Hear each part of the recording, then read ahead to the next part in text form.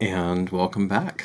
Thank you so much for joining us tonight. Obviously, there have been a few changes since we last spoke, but in any event, welcome, friends, curiosity seekers, and connoisseurs of fantasy to another episode of Darkeport, the Campaign 1, Red, Green, and Gold. This one will be airing on Halloween.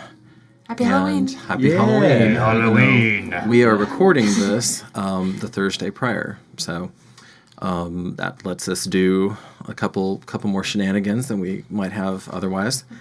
Had some humorous moments of not understanding when we were live or not, but that's fine. So just a few, as usual, a few housekeeping notes before we get going.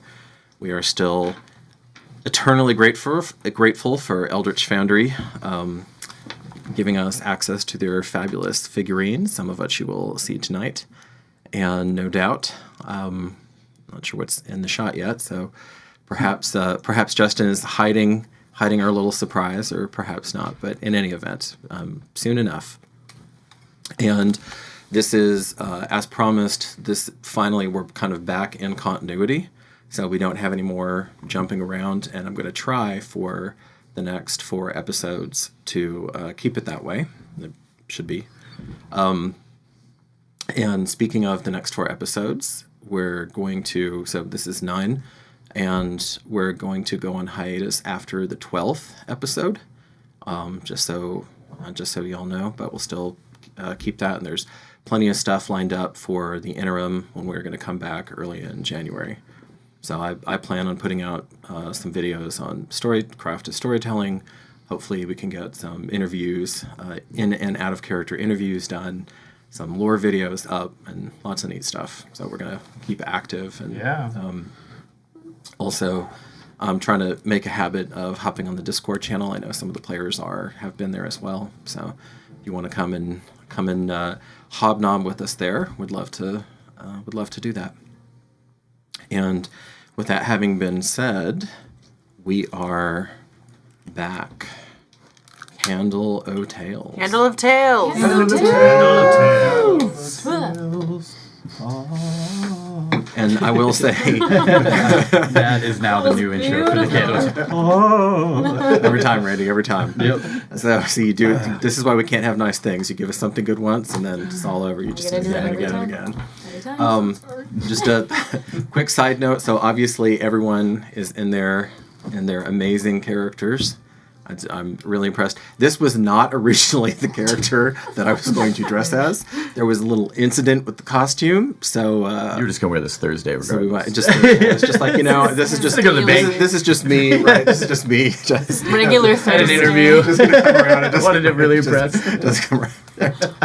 I had to go mail a letter. So I mean, to be fair, this would be an interesting place of business if this is if this was appropriate interview garb. Oh, for sure. At any rate, I am going to attempt to rehabilitate that costume, and I will wear it for the final episode. Ooh.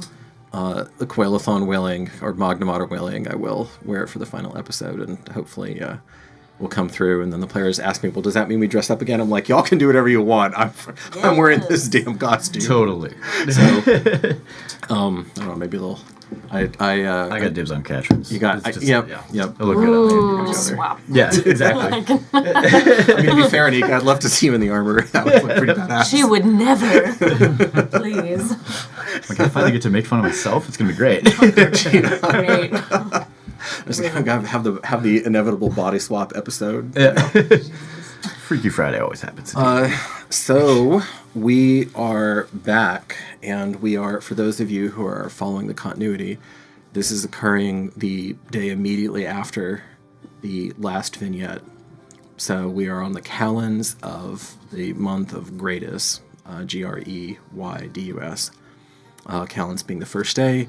So the bright moon, Lucida, is high in the sky. It's at full. Some people call her. But it's at full flight, full illumination, quite bright. And we,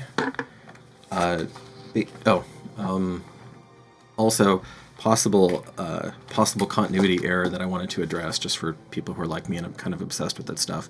I said 2 sessions ago that Lady Vale wasn't going to make it out of the city because of all the tomfoolery that was going on, because you rolled a 20 and almost all of the action that happened was contained in this really weird, quiet way. You had this, major kind of flashpoint of the city, and pretty good at running a city. Crisis of faith, and it all just got contained. And you had, 1,000+ screaming Kithki on the outside. So, as far as you know, she left and was none the wiser. So that's what happened with that. I just wanted to address that. Okay. We're starting with Nalishli, and what happened there, because you were going to see your new associate swiftly, but instead what you got was a scrivener's aid, Nalishli, and the scrivener's aid was able to find you.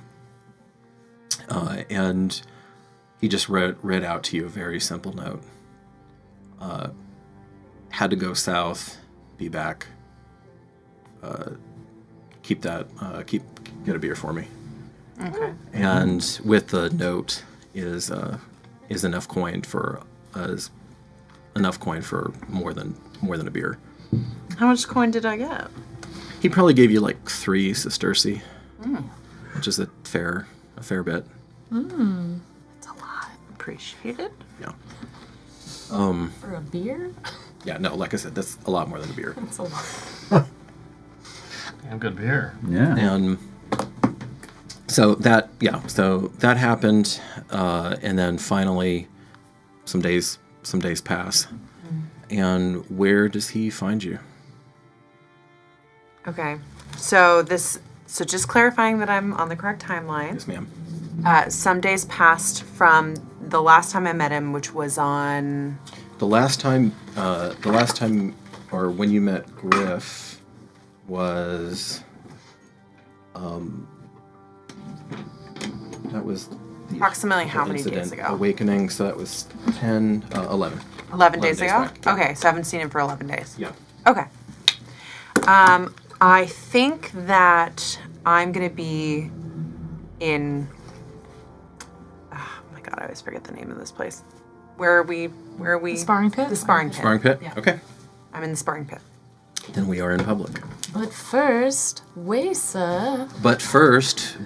Before I get swept up in rejoining my continuity, Weisa has actually no doubt an important journal entry. No doubt. Well, after the events of... I'm actually quite curious. Thank you, darling.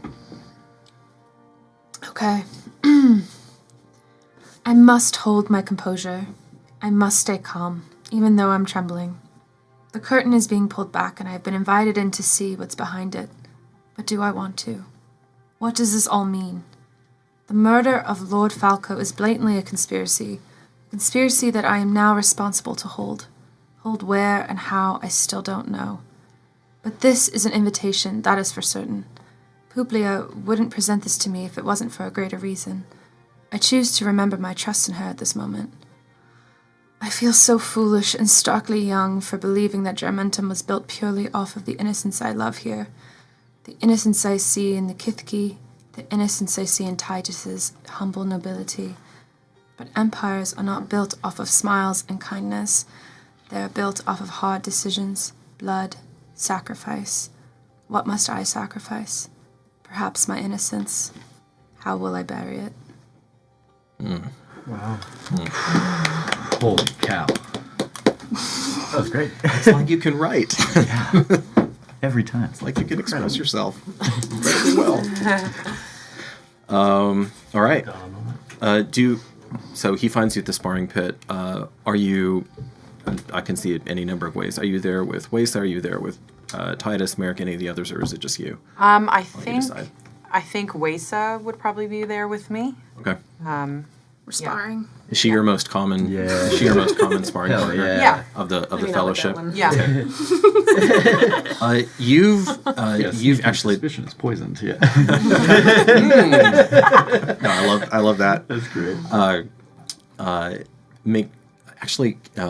I'm not sure where the camera's at right now, but I would just at some point I'd love for us to get a shot of that because you actually went to the trouble of putting the green up there Something. on there, so that's the nasty envenom capable blade. Yes. So you have noticed as her frequent sparring buddy that she has gotten a little more resilient. So let's see how much more resilient. Oh, it's time to roll, eh? Time to roll, yes, ma'am. All right. You were welcome to Focus. level 3 at the end of last session. Get 2 I shots. just channeled the truth. Whatever the roll is the truth. There you go. What die am I using? Die 8 for you. Die And you're 8. going to roll twice and take the better of the 2. I'm going to roll twice and take the better of the 2. Yeah. Oh, don't cheat yourself, love. One of those is a die. Oh, yeah. Yeah, die 8, that guy. This is a die 8. Just roll it twice. Okay. 6, Good. Nice. 5, 5, 6. 6. And your con is +2, I believe? +1. +1. Okay. So 7. Okay. So your max hit points goes up by 7. Okay, great. Actually, Yeah, no, So- that's really good. 23. well, Sure. that's Thank God. I'm over here like, help me. Don't sneeze near me. We'll always need an ass cannon. I'm made of paper. So I have your total hit points down now at 23. Yes. Okay, great. Damn. Trying to keep trying to keep track of this stuff up here. Okay, so yeah, you've noticed she can hang with you longer than she used to be able to. You're still winning the balance of the fights, but it's noticeable. Okay, I'm impressed. and I'm also going to say that at this point, most of the Myrmidons there just they clear out, and they when the two of you really get going, they let you have it. They let you have at. Obviously, you're going to spar with them too. They're still trying to figure out really how to approach you because she's like obviously formidable, whereas your character looks like just a little cutie pie. How do you? Yes. Sometimes I got treats. Yeah. It's confusing. It's a little confusing for them, especially the Kithki. How do you comport yourself, Weisa? How do you go about interfacing with that dynamic? Like the Myrmidons and stuff. Myrmidon and how they're approaching you, and like when they look like they might want to spar with you, but they don't want to offend you. They don't want to, that sort of thing.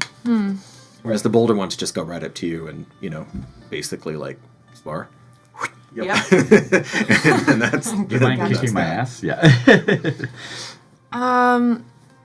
I would say that Weisa probably has like 1 or 2 of them that she's like, you're cool, we can spar, but generally she's a bit like reserved and like composed with a small short smile. She's not really trying to let everybody know what she's up to. Okay. Are your sparring companions Kithki, human, or mixed? think she just thinks it's fun to spar with Kithki. Okay. She has enough intensity with Publia Publia. Okay. and Ilishli. There is one redoubtable sergeant. She is the only female Kithki sergeant who is a frontline fighter in all of the Myrmidon. There are actually 2 female Kithki, I believe. I'm going to correct myself. Yeah, two female Kithki sergeants. So one of your sparring buddies is Feniola Deeperfern. Yes. And Feniola is the first sergeant of the 2nd century. Okay. And she is we'll get into her more perhaps some other time, but she is not a typical Kithki. She has a suit of Kithki-sized articulated plate, and she is incredibly difficult to get past in terms of her defensive capabilities. So sometimes you can dance around her and you're still lighter on your lighter in motion, longer legs. She's actually about as fast as you, which makes it difficult. But she's learned against such a mobile opponent to just turn with you and kind of plant herself and force you to come at her. Love it. Sometimes you try to jab at her and see if you can get in there. But anyway, yeah, it's an interesting conundrum. You're not with Feniola today, though. I'm going to say that you're with your gal pal here. And for the third time in this series, go ahead and give me an attack roll on both of y'all and see how we're feeling today. How are we on today? Oh no. Well, What do I add to that? +6. +6. Allie, math. 16. Oh wait, are you sparring with Winter's Harvest or are you sparring with something else? No, I'm putting that. Yeah, you know what? Here, for the sake of this, I'm just going to put this down on the ground. Okay. I'm not sparring with Winter's Harvest Okay. right now. Are you enraged? No. No. Absolutely not. No, you don't want to break This is why I Weisa. don't go to these things. I'm watching from a distance. In Terrifying. lieu of Pissed you that, off, this is interesting. In lieu of that, are you using like a quarterstaff, or are you using a larger blade? Because these would be wooden. Yeah, I'm using a quarterstaff today. It's not my favorite weapon. I'd prefer the sickle or obviously Winter's Harvest, but I'm looking, especially when fighting with Weisa, to become proficient in other weapons that maybe I don't fight with so much. Okay, that makes perfect sense.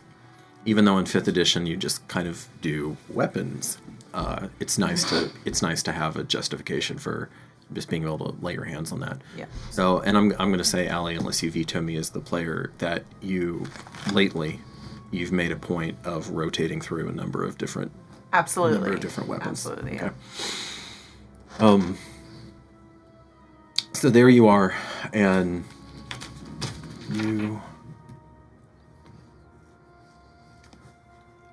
Weisa, you actually notice this guy. Did you tell? I told no one. You told no one. Okay, like that. So, so you notice this. It's a little hard to place his exact age because he doesn't move as decrepit at all. In fact, quite the opposite. But he has a feel to him of weight and years and depth that doesn't feel like a youth at all. Again, quite the opposite. And both of them repose in the athletic bearded man at the same time. He's got light brown hair, tawny, well-tanned skin, hazel eyes, and he seems to be drinking in Nalishli with a smile as the two of you are struggling. Now, you clock him. Careful, buddy. She's a minor. Yeah. Yeah, he doesn't know any of that yet, though. 3 years old. Minor, a baby. She's still freaking at the upper end of toddlers. Do you give any indication of that this guy is at the edge? He's not in the circle. He's standing, and he's not even right at the edge, because a Myrmidon would kind of look askew at some rando just coming up and shoving in. I mean, she would probably just, like, under her breath say to Nalishli, like, you know him. Look over. You see Griff. Yes. Tack, tack, tack, tack, tack, tack. What were the rolls? Oh, mine was a 7. 16. How do you want to knock her on the ground? God. Secret admirer gets hit on the side of the head. So I'm just like, as I see Griff, like Yeah. my motions with the quarterstaff just get a little bit more hurried, I would say. And I'm really trying to lock onto this combat situation. And at this point, I would just kind of overpower Weisa with the speed. Okay. Crack, crack. She has 2 hard hits. The first one you manage to deflect. The second one, she gets her power behind it, center, and then basically gets, even though she's a lot taller than you, drops her center of gravity, gives you a powerful shove, and sends you sprawling. Because you know that you have to pivot offline to get away from it, but you're just not quite fast enough today. And Sorry, Weisa. You should move faster, though. Is this guy under your skin? Who? That over there? No. The guy we just talked about. No. I just met him once. morning, boys. Who are you, sir? Name's Griffin. You, this is public sparring, right? Yeah, but, we're here right now. Okay. How about I beat him? Points to the biggest one. And I have the sparring pit. Okay. Yeah, sure. Some of the other ones aren't taking it as seriously. They're laughing. And he says, padded weapons, flat of the blade, or wooden sword. Oh, wooden swords. It's pretty nice. Been a minute. And oh no, you can't do that. Okay. It's about to do something cool. So he starts to gesture toward the weapon rack, even though he's 15, 20 feet from it, and then lets his hand drop and shakes his head, walks over there, and takes it, flips it around, balances off. Yeah. You gonna complain about that when I knock you on your ass? Nah, don't worry about that. Turns around, goes to the front. Who? And Oh? in case you're podcasting this, you just kind of gave her a little tick of the chin. Ooh. And so Kim and this pretty burly Myrmidon get in there. He's sizing him up, and the Myrmidon faints. He's burly, but he's not stupid. He faints. Griff doesn't respond to that. And then when he comes in for real, moves. He's quick. He's faster than you are. Faster than me. Yep. I think at this point I'm just going to be posting up on the side of on the fence and just observing. Okay. Yeah. Tack! Ugh! Nailed him on the thigh. He tries to strike again. I'm just gonna roll one more time for them. Okay. Yeah. For a second, the Myrmidon two hands the sword and tries to overwhelm him, and he's got good 30-40 pounds on him, so it might work. Griff is not small, but this guy's looks like he's blacksmith stock, probably related to the Lepidi, and Bastards. but he slinks away, fades off to at the same angle. Whack! Hits the same spot on the top of his thigh. The guy kind of dead legs. Whack! A third time as he continues to rotate, and his leg collapses out from him. You're leading with your left. It's predictable. Switch it up. And then remember that there are racks and then there are tables here. The tables. He looks at the rack for a second, looks at the table, throws the sword, and it's kind of clumsy, but it does manage. He gets enough of it on the table that physics prevail, and it stays on the table. And he starts walking over to you. Ooh, Mr. Cool. Wow. Okay. Yeah, I think I'm so amused. So she posted up. Where did you go? Oh, I'm just enjoying the show. I'm like watching both of them. I'm watching her like it. Okay. I'm watching her watch. Ooh. I think as he starts to walk up to me, I'm just gonna, like, kind of looking down, but also can't look away. So I'm just gonna look back up straight in his eyes. He's walking towards me and say, "Well done. Where did you learn all that?" Life. Seems I got pulled away unexpectedly. Actually, really was unexpected.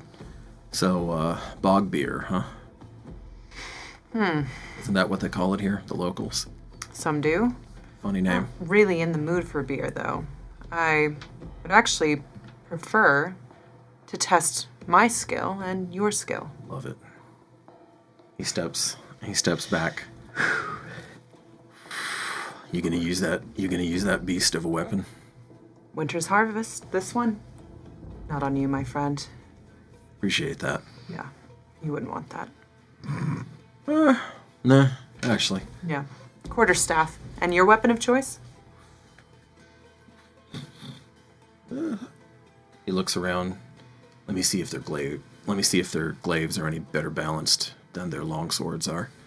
And it's all gladius here. I mean, I use it too, but he says, actually, no, I'll go with the gladius. And one of the Myrmidon who had been running his mouth the most, not the big guy, but looks at Griff and says, "Okay, gladius, sure." Takes it, throws him one of the wooden ones. Snatches it out of the air. No, like I said, better balanced. Now for you, I'm not going to play on the outside. I'm going to get in close. I'd like to see you try.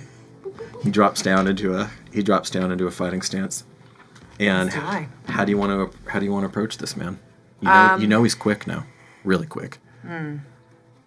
Yeah, I'm going to approach him slow and measured. I'm going to start kind of moving, almost mirroring his movements. Okay. Not entering a rage, no need for shadow armor. This is just... It's just skill. Just skill. Just pure skill. And I'm going to wait for him to move first. That is a change. There's a little oikapa in there. Nick, you actually, both of you, this will be a very hard roll for your character, Allie. But both of you make insight rolls. I love this. 13. Minus 10. Oh, 4. Or, okay. You're just watching. You're just alert. You're just ready. There's something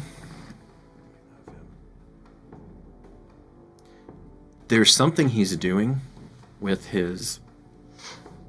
himself. You're not even sure if it's a step, or if it's the way that he's holding his head, or if it's the way that he's deliberately trying to test her out, what her reactions are going to be. There's something going on here that tells you this isn't a typical fighter. This isn't even a straightforward, no nonsense Myrmidon.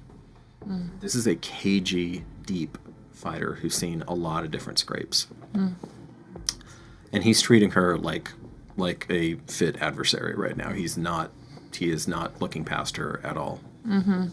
I would just be whispering to some Kithki walking by, like, "This is a good one. You should stop and watch." I'm watching. Wow. I don't think I've ever seen the Silver Lady be this cautious before. Neither have I. And finally... Do that? No, not yet. We're just skill. Okay. So... He faints again, lunges, and then spins off and basically tries to repeat what he did with Home Dude. Go ahead and make an attack roll. I want to see how you guys. Go ahead. Come on. What does it say? 5. Oh, So 10? 10. 10. Okay. So at the last second, as you anticipate that he's going for your leg, he switches the angle, crack, and comes into your hand instead. So you feel that. I'm going to be a little surprised and back up a little bit more. And I'm going to wait again for him to make the next move. Okay. He looks at you. He just gave you 6 points of temporary damage on your hand, and you did not drop the weapon. Huh. Okay. Yeah, that confirms that theory. And he gives you a wolfish grin, and then just charges in. What do you do? Keeping low. He's keeping low. I'm going to see if I can do this. I'm going to jump over him. Okay. Yes. Yeah. Okay. I'm going to jump over him and let him kind of slide into a space where I'm no longer there. Okay. Make an athletics roll. Come on. 16 plus 18. You coil, and he anticipates incorrectly this time that you're going to try to smash or maybe set yourself and catch him as he comes in. Instead, when you coil, you leap. And you 18. You said, yeah. It was a clear, and this time he does overextend himself and then doesn't even really catch himself. He only catches himself as he's rolling and. Okay, you need to punish me for that, though. Oh. He wipes the sand off. Oh my. Strike down as you jump. And that's Strike what I was down as saying. you jump up. You only get to do that one time in a fight, Nilly. Well, let's see. He charges at you again. This time you see his step is reminiscent of when you finally got through Oekapa toward the end, where he's throwing his momentum here, left, right, almost a stutter step as he's coming in, making it very difficult to anticipate. How do you want to go? I'm going to wait until he's kind of there at the last moment. And at the last moment, when I see which direction he's going, I'm just going to take my quarterstaff and his weapon out of his hand. Okay. Last roll.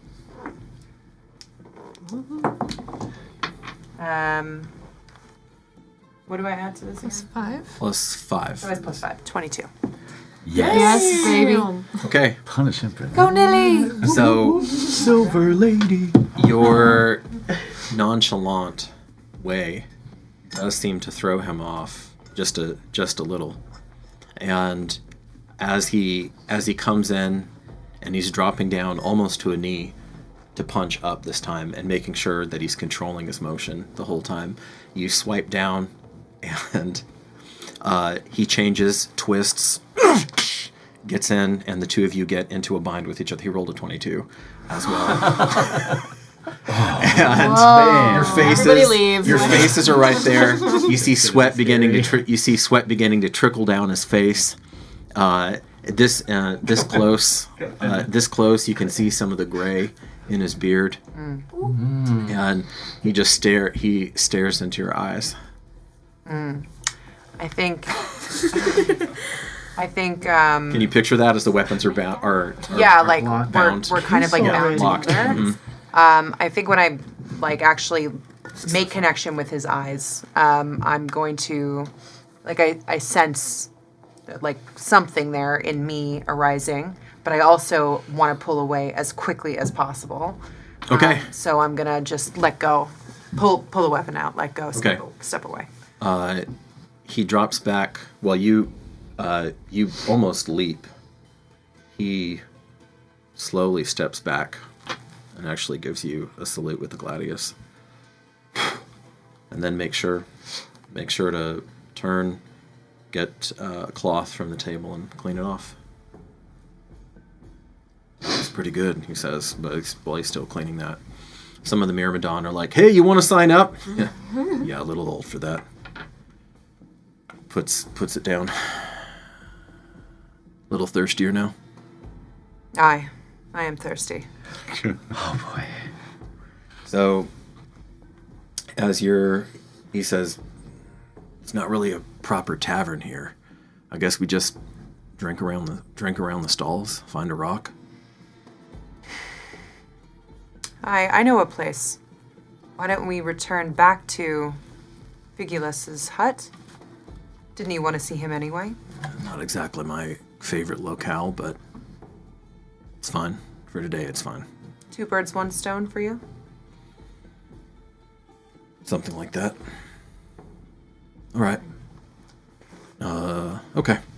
So as they're collecting themselves, he looks over at you. What are you doing through this? I just blurt out, I'm Weisa.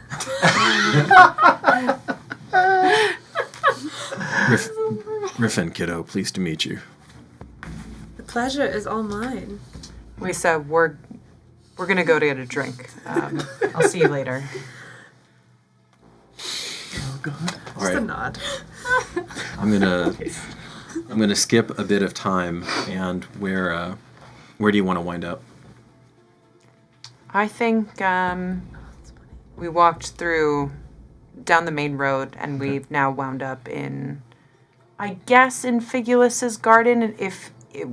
Would he allow a stranger to be in that space? I'm not sure. You've never seen anybody go willingly into that space, but you also have almost never seen Figulus in the garden. Okay.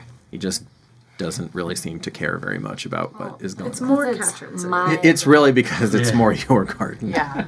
He eats So it everything feels there. nice in there. Oh yeah. Yeah. It's I think. Okay. With that knowledge, yeah, we would be in Figulus's garden. Okay. Catryn, roll a die 20. Let me see if you're. Mind if I do? No, it's a 2. It's a 2. Okay. Please. You may get there. You may get there in a bit. I'm probably still in there. So, in the hut. Probably. Yeah. I mean, there's a gazillion things to work on, and always, of course. Clean. And yes, the never-ending battle of trying to dispose of a rancid Arpo hide, and gods only know what else. So, he looks around the garden. He kind of makes a puzzled face at the divot, at the half nellishly sized divot that's in the ground. Okay. And then, suppose, right, here we are. Sits down, kind of dust it off a little bit. The earth is pretty well impacted now. Griff. Nilly. What's your full name, Griff? Griffin. Griffin. No, it's Griffin. And tell me, what are you doing in Juramentum? He looks at the back of the hut. There's only the one door. There is a shutter, but of course the shutter's closed. I'm not going to leave until I speak to that man. And when I speak to that man, I'm going to get what I need. Sounds as if you have a quarrel with that man. That's one way of putting it. Okay, if you won't tell me about the quarrel, at least you can tell me where you were before Juramentum. Didn't say I wouldn't tell you about the quarrel. Takes a swig of beer. Okay. He matches you. Holy shit! I've actually never drunk bog beer before. Damn, that's smoky. Okay. All right. You're not gonna catch me off guard with the same trick twice. Quaffs it again. Does that kind of rolls it around on the palate. The Kithki make this? Do I know if Kithki? Yeah, you think the Kithki are the people who principally brew that up? Aye, only the little people could make a drink like that. How funny. They look so sweet and kind, and their drinks are trying to kill you. Right. Okay. So, what am I doing here? Yes. What are you doing here?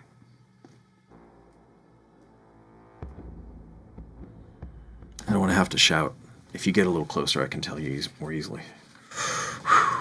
Absolutely not. You can say whatever you need to say at this distance. Yeah, girl. Yes. All right. That's so funny. Well, how far back do you want me to go? The point where he fucked up, or the point where we met him, or what? The point where he fucked up. He opened his mouth in Arbella and told my little brother that he could develop his gift. And what gift is that? Still working? Yeah. Yeah. Olivius was really, really smart. And some people think I'm clever. I haven't stood in the presence of true genius before, though. He was really something. And what went wrong? What didn't? We stayed in Arbella. We needed to go. We needed to leave. Instead, Ollie fell in love with something he shouldn't have. I can't blame him. The thing was preternatural. It's her. I don't really know, even after all these summers. Oh, that's a funny thing. I know around here people say winters. I guess where I came of age, it's summers in the Emirates. I know I look old empire, but yeah, that part's an even longer story. Let's just say it's a lot of death, a lot of slavery, a lot of pain. And that's why I knew we need to get the fuck through Arbella. But instead, we saw Laylee. She was one of those things you probably don't even know. But he looks at you for a good minute. Now, don't get mad. But I think you were created, not born. What gives you that impression? Because you're not the first one I've seen, Millie. Laylee was the same. I don't think from the same source. I get a completely different feeling from you, a completely different way of moving through the world than Laylee had. But you were both, well, in a different place. The word is golem. But you have far too much life for that, and so did she. Her voice was supernatural.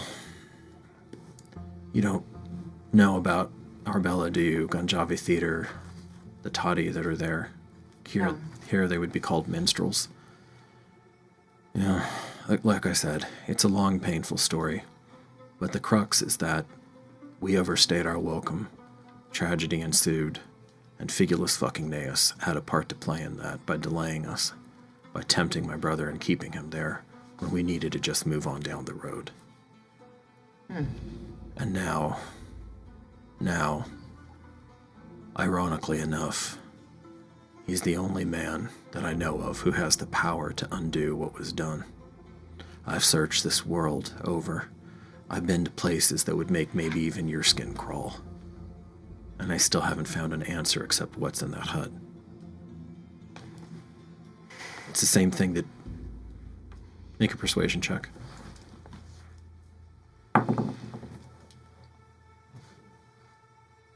23. Wait, math, Allie. It's 22. 22. Damn. He's going to make a wisdom check. Okay, not that wise.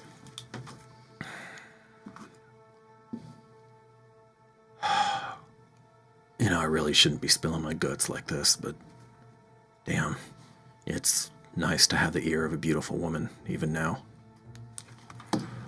To this, like, Nilishli's like, she's quite pale, but there is a subtle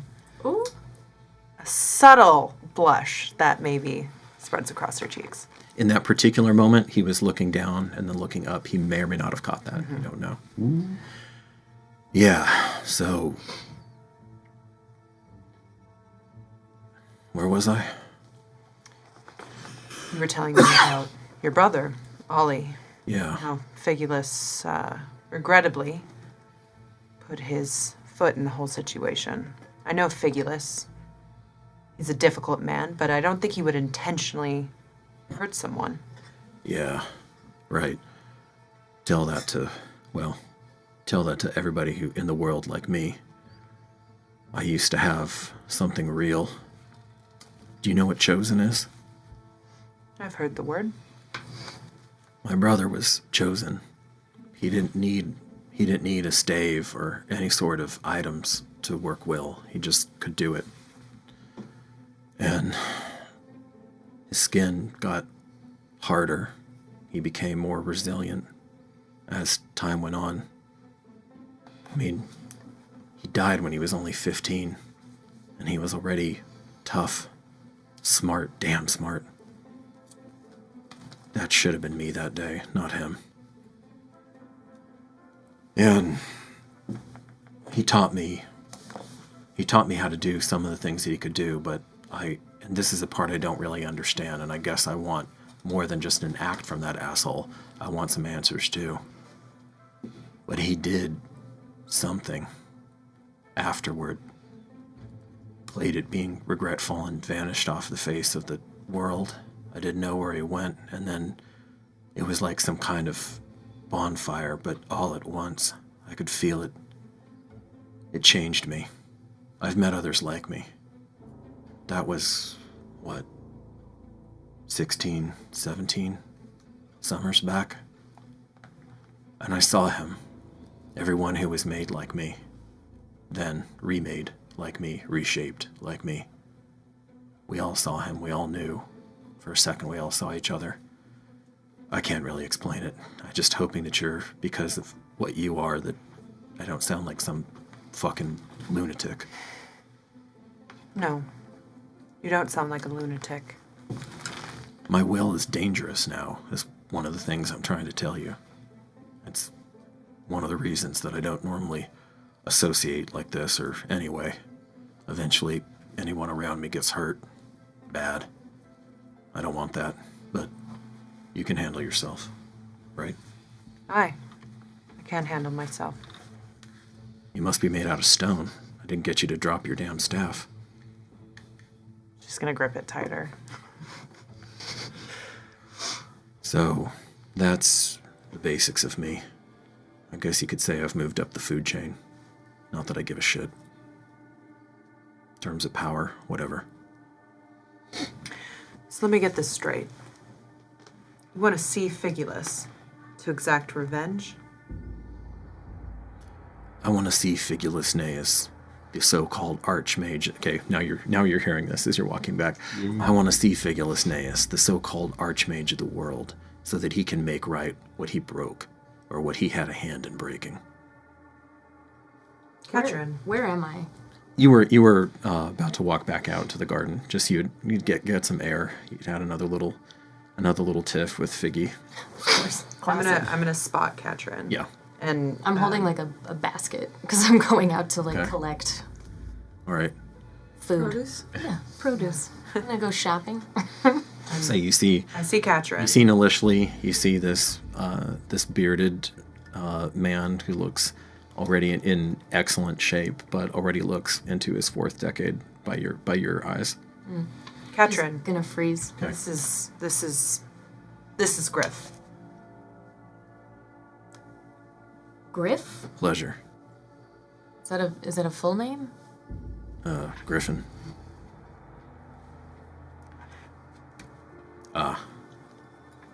You've heard about me. What makes you think that? Make a deception check.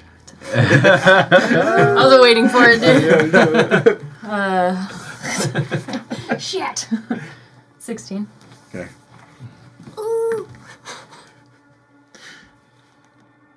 You're obviously in this garden a lot, yeah?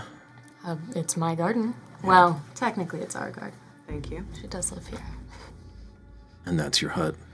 That man who's master of that hut wouldn't have anybody in that hut that he wasn't working with. And I'm part of the baggage. I don't know what that means, but okay. I think you do. But it's rude to contradict a gal in her own garden. Do you need past me? No, you're fine. I can do this later. If you both are busy. No, just No, I finish think my that's- beer. Yeah, he pounds it back. Right. So, you, his aide-de-camp, his secretary, I clean his house. right? It does a damn good job at it, too. Thank you. I appreciate it. It smells in there. It's not good. Yeah, I guess so. I can smell it. But you come here a lot. Catryn, Griff here wants to have a word with Vigulus. Oh? About what? I would get him, but he never leaves his hut, so... A matter between them. Okay. They have history together. I don't know much more. Lots Lots. of history. Oh. You don't look old enough to have too much history with him. Fair. But, I could say the same of you. I don't have too much history with him. And why are you standing like that, ready to do battle? I'm not ready to do battle. I'm here to pick the vegetables I have grown in this garden. All right. He says, just a word to the wise. He's chewed up younger than you and spit them out. I believe that. All right. I'm going to find some place to stay. I know they have this big tent called the Commons. I guess I'll be there for now. Right. I got some news down south. Are you... All right, fine. You win. Are you a will worker? I clean his hut. Right. Then I guess me telling you that there's a very good chance that the 8th child of the Crimson is on its way up here won't mean anything to you. Nope. And then she's gonna turn around and go. Okay. I'm gonna watch that really confused. And look back at Griff and kind of questioning eyes, see if he's gonna tell me anything else about that. That's why I went south, Nilly. Because of the return of the child of the Crimson? A new one, technically. Laylee was the last one. 20 summers back. And the new one belongs to whom? Created by whom? That's a good question. I know what the story used to be. After that huge bonfire. Bonfire doesn't begin to do it justice. I don't have the words. I'm not a poet. Do you know what the Eternal River is? Aye. The thing that all well workers draw their mana from. It was like that river went crazy. Like it overflowed. Like every dam that was put in place got swept aside. And it remade the landscape. And now I don't know. It changed everything. Gave me the abilities I have now. So you're a will worker. Channeler. But close enough. Except that it's not measured, it's not controlled the same way. That's what I'm saying. That's what I'm telling you. It makes me antsy. Being this close to civilization. Are you out of control with your will working? It can get that way, yeah. Especially, in the mud and the blood, it can get that way. I think that's why, I don't know. I think that's why maybe I feel comfortable around you. Something tells me that you know a little something about being out of control, too. She's gonna slightly a little chuckle and a little blush as well. Okay, Griff. So, just want to make sure I have this straight. You want to meet Figulus. You want to exact some kind of revenge. And you also came here because you're tracking the next child of the Crimson? Yeah, that's about it. Okay. Is this going to help your will working in any way? No, I couldn't give a shit about that. What do you give a shit about? My brother. Was he your only brother? No. He was the last one to die. And I feel like Nalishli's energy is kind of getting like a little bit more soft, a little bit more vulnerable. And I made him a promise. And that promise got broken. What was the promise? That I would protect him. That I would see us home. To a home that he didn't even remember. And that I could only had vague dreams of. And I failed in that. And we should have just kept walking through Arbella. And he can make that right. And he's going to before I leave this town. How do you suppose he can make it right? Why don't you ask your little non-well-working friend? I'm sure she knows. Can I say that I went into the hut and I'm At the shutter, at I'm the back listening shutter. at the shutter? Absolutely, that's fine. That's fine. Is Figulus in there? I'm guessing. He's snoozing. Of course. Napping. He couldn't care. He's not. Indeed, he couldn't give two hoots about who is yeah. going through the garden and the drama and all of makes that. sense. So Griff takes a step back from you, gives you an almost formal bow. Ballet, Nalishli. When will I see you again? Whenever you want. I'm going to go to the commons, get some ears out, probably get a guide, get some provisions, and then I guess I probably should head south, although I don't think I'm going to be gone as long. Do you... Just in case nobody tells you this, there's a dead zone. There's a do not go zone. That's southwest of Pollux. That's where the child is emerging from, and even I'm not stupid enough or ballsy enough to go there actually go there, period. But I'm probably a day out, and if the pattern holds, it's gonna come to the greatest concentration of chosen, which would be here, by a league. What power do you think this child of the Crimson has over Juramentum? No, not Juramentum. It'll be drawn here because of the surfeit of chosen, but let's just say we'll have to know each other a little bit longer before I get into that. Fair? Fair. Do you... I haven't told you haven't told me anything about yourself. Well, do you fancy a spar tomorrow? Yeah. I think the bruises will be. I think the welts will be going down by then. Good. Next time, choose a better weapon. I'll move faster.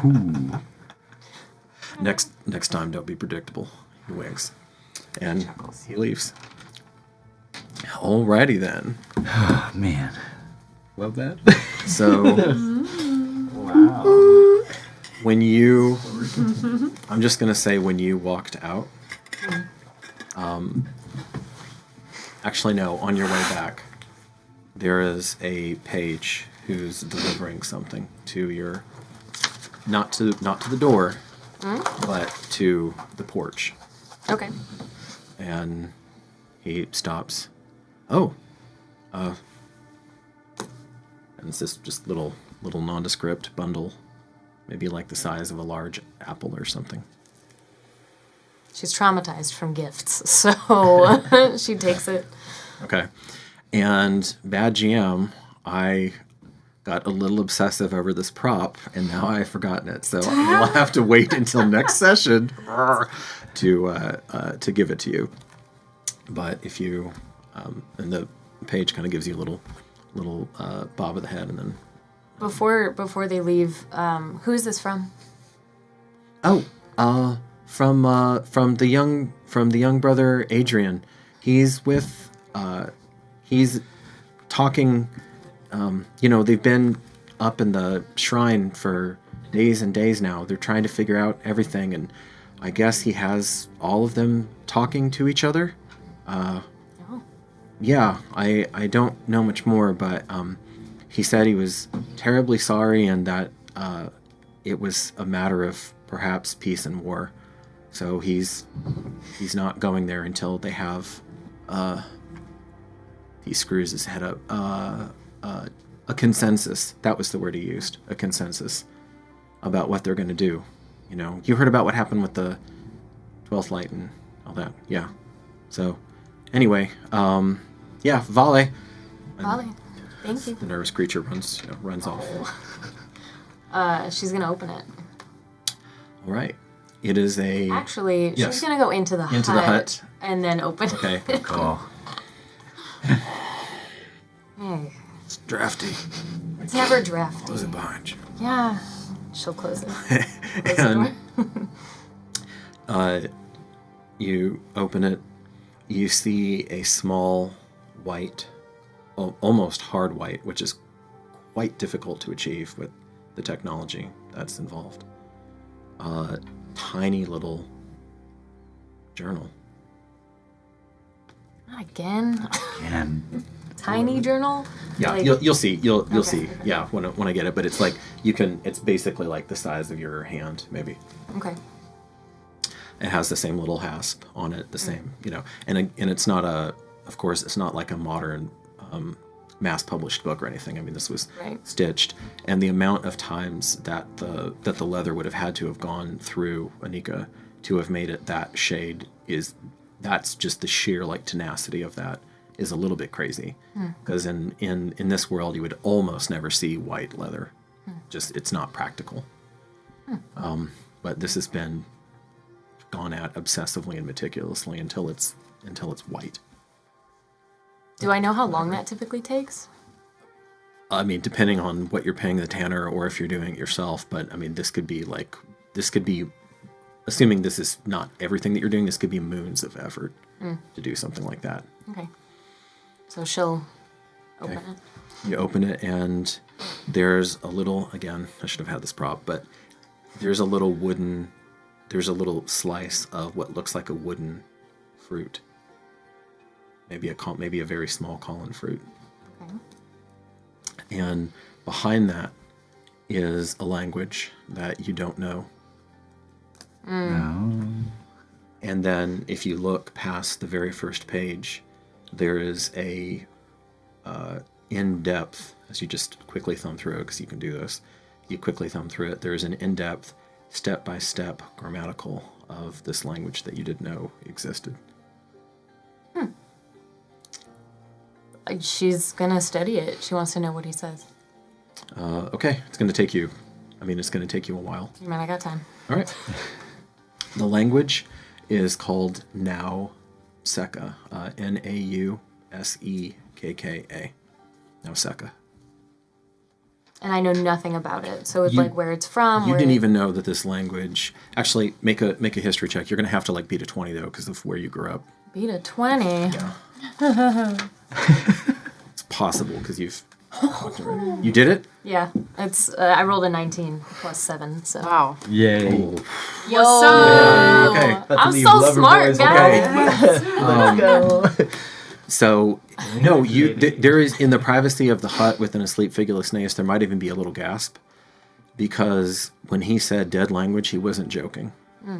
The Nauseka of the eponymous language were the people who entered into a death duel with the old empire over 2 millennia ago. Oh. And as repayment for their resistance and for their temerity, the old empire has wiped every trace of them from the face of Terra.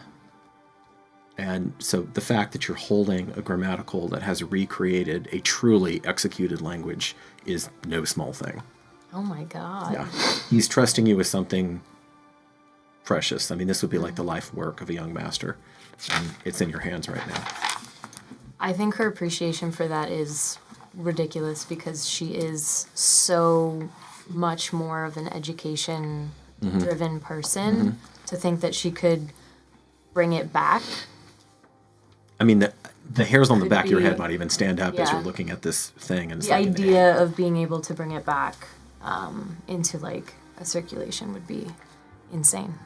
So she's actually thankful. And will probably maybe shed a tear, if anything, to think that a dead language is in her hands. It's a very strong, in this compact this teeny tiny, book. Yeah. tiny book. Okay. Amazing.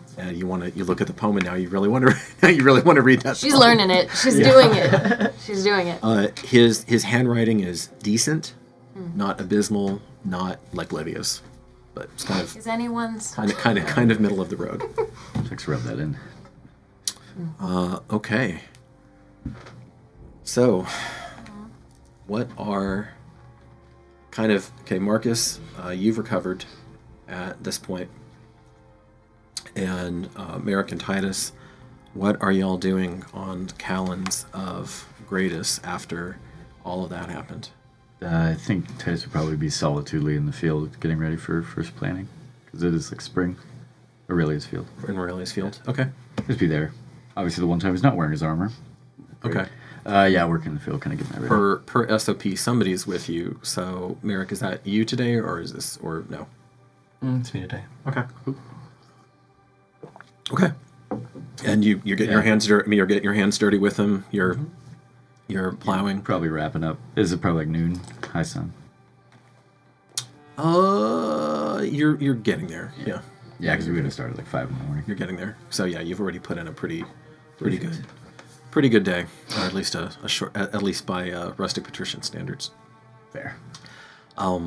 You have, the Leptis Terrier whose life you saved is still. All lives are precious. Best friend. Yeah. Aw. Yeah. He's still around there. I don't think. Well, I know I've never named him on stream, but I don't think I named him at the time. I don't think so either. Unless one of them, because they didn't. I don't think anybody else was there to scream his name. No. So his name is Landis. Landis. No, you did. That was his name. Landis. Yeah, was his you. name? That was good. Okay. Yeah. If I haven't before, can I make sure that one side of my bow is always strung? You may, Corey. Nice. And that'll be SOP. I'll give it to you, but Okay. this kind of helps speed up that process. Okay. Flash forward an hour and a half for us to get our armor back on.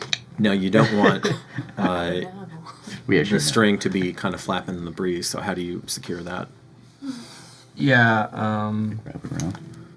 See, because that can have its own issues. Yeah. So me being not so bow oriented there, does it make sense to have it wrapped? Does it make sense to have it straight on the ground? What's the best way to store the string? You don't want it to snag on something, so you're going to have to find.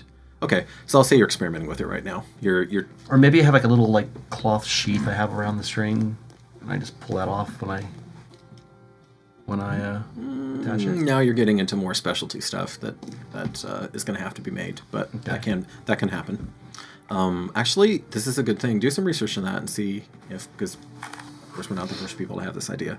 So No, and earlier, I think even in the pre-sessions, I mentioned about looking for ways to sort of reduce the time. Yeah. obviously as much as I can. But Yeah. all right, Yeah, you've been playing with that for a while. No problem in that. Your armor is freshly repaired, by the way. Yay. Yeah, it's pretty good. Ooh, no, it it's a took big deal. forever. Well, it feels like forever. It wasn't even that I long know, ago it because wasn't. because freaking Taway was an absurd month. But yeah, so you have your armor's been freshly repaired, good as new. Rivets are there, leather's there. You're a happy camper again. It feels Fits well. all's right in the world. It does. Who's the leather worker? Do we have a name for him? For that would have been that's one of Lepidus Major's men. Okay. Lepidus Major can do leatherworking, but as he's getting older, some of the fine motions on it he doesn't like as much. Perfect. So yeah, I'll be digging around with you. I will be obviously just for keeping an eye out as well, constantly. Yeah, he is a regular like stave kind of shovel, but I have that stave on the end of something, and I'm just making it so easy while he's kind of struggling. You Going. You have the Dread Mother's trowel. Yep. And I'm just going through like, it's not that hard, Minik. You know, just And I'm gonna be moving like- everything super easy, and you do like 10%. Dominic, you're getting soft with that thing. What do you mean? You're getting old with that thing, you know. Butter back and forth. Yeah. Okay. Go ahead and make a perception check, both of you. Ooh, boy. That's not good. That is a 4, 11. 3. Okay. Fortunately, there are archers after all the shenanigans that have happened. There are archers up on the wall. So you hear, It's almost like they're learning. learning they can't trust you to go out to the fields without an incident. Yeah. And you hear one of them, Domini, looks like there's some kind of makeshift raft floating down at a diagonal. It's gonna land not too far off the field, I think. It's heading east. West toward us. All right. Go for a decum. So one of them, Yeah, one of notice. them runs, one of them stays behind. Start strapping up armor and be like, oh, there's ship Me coming too. up. Okay. You need to go scout Dominic. I would say just make yourself stealth. Your men would have. I mean, if it was like an obvious Utini raiding party, Yeah. they would have said something. This is What time of day is it? we're coming up on high sun. Hi, son. Yeah, I'll be like, Mirik, hide behind the house. Keep a good eye. And then I'm actually going to take off my armor and keep that kind of like pedestrian undershirt that I usually wear. Okay. And just keep working in the field until that ship comes up. All right. And then the sword that I have is I'm going to move it along while I'm still working with the trowel. So I will have my sword near me, but no armor. Okay. Noted. Is laying prone on the house viable for stealth? Based on how the house is built. Which house is There's it? bales. You don't necessarily like the cut of the house's roof. Oh, okay. Jib there. Yeah. So So I'll hide behind one then. So. okay. Behind one of the bales or something. Yeah. I mean, there's plenty of places for you to go. Okay. And angled east and then a little bit north as well. I Yes. like to try to see that. All right. Make an investigation roll then after a couple minutes. Investigation 14. 14. Okay, it takes you a while. It takes you longer than you'd like, to be honest. And this is this is actually, Corey, the very first time this has occurred to your character. Your eyesight might not be quite as good as it used to be, because this isn't one of those edge cases. Motion combat is still exactly there, but this is one of those times where this is just raw perceptive ability as you're trying to watch the horizon, and there's no hint, there's no body language. You don't even really have like an empathic feel, because sometimes your character, he's quite intuitive too. So sometimes you just get a gut, Right. just a gut feeling of something coming. So this is more of a mechanical thing, and as you're eyeballing it, you do finally see what they were talking about, though. And the archer, you're like, okay, note to self, the archer's got a damn good pair of eyes. Right. Yeah. He's not a corporal, not a sergeant, so you're like, okay, yep, gonna interview that lad. And it looks floating. A couple more flickers go by, and it looks like there are 2 bodies on there. From this distance, you can't tell if they're breathing, dead, whatever, but you see 2 prone figures on there. In Ilkana, I will dominate. 2 bodies on the raft, not moving. Keep an eye on it until it gets close to Minik. Let's keep working. Can I keep up that charade that I'm just a farmer? Okay. Do I need to move closer to see better? You can, but there's not, because it's a field, there's not a whole lot of cover here right now during the day. It's kind of going down here. Yeah. So you can, you're going to be able to nail it with your bow, Corey, long before it makes landfall. But you can still, maybe at disadvantage, you can try to get closer to it if you want, or you can maintain your current position. So it's a ship. What color ship is it? What's the make of it? You can't tell Raft. right now. There's 2 bodies on it. Yeah. It doesn't look like anything freakish. It just looks like some sort of wood, like you would imagine. Can I fire an arrow at the boat, but not try and hit the body, but like just kind of almost like a warning shot to hit the boat to see if they react?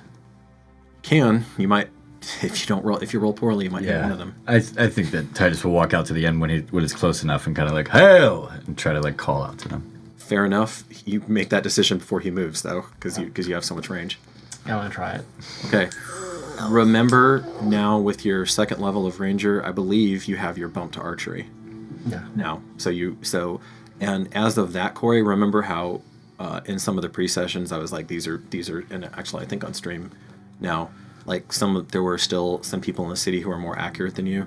You have broke with that bump. You've starting to break into like the cream of the crop. Right. There's maybe, one or two left who are more accurate. So it's plus, it's an additional +2 on top of everything else. Yep. All right, let's see. Oh, yeah. Oh yeah.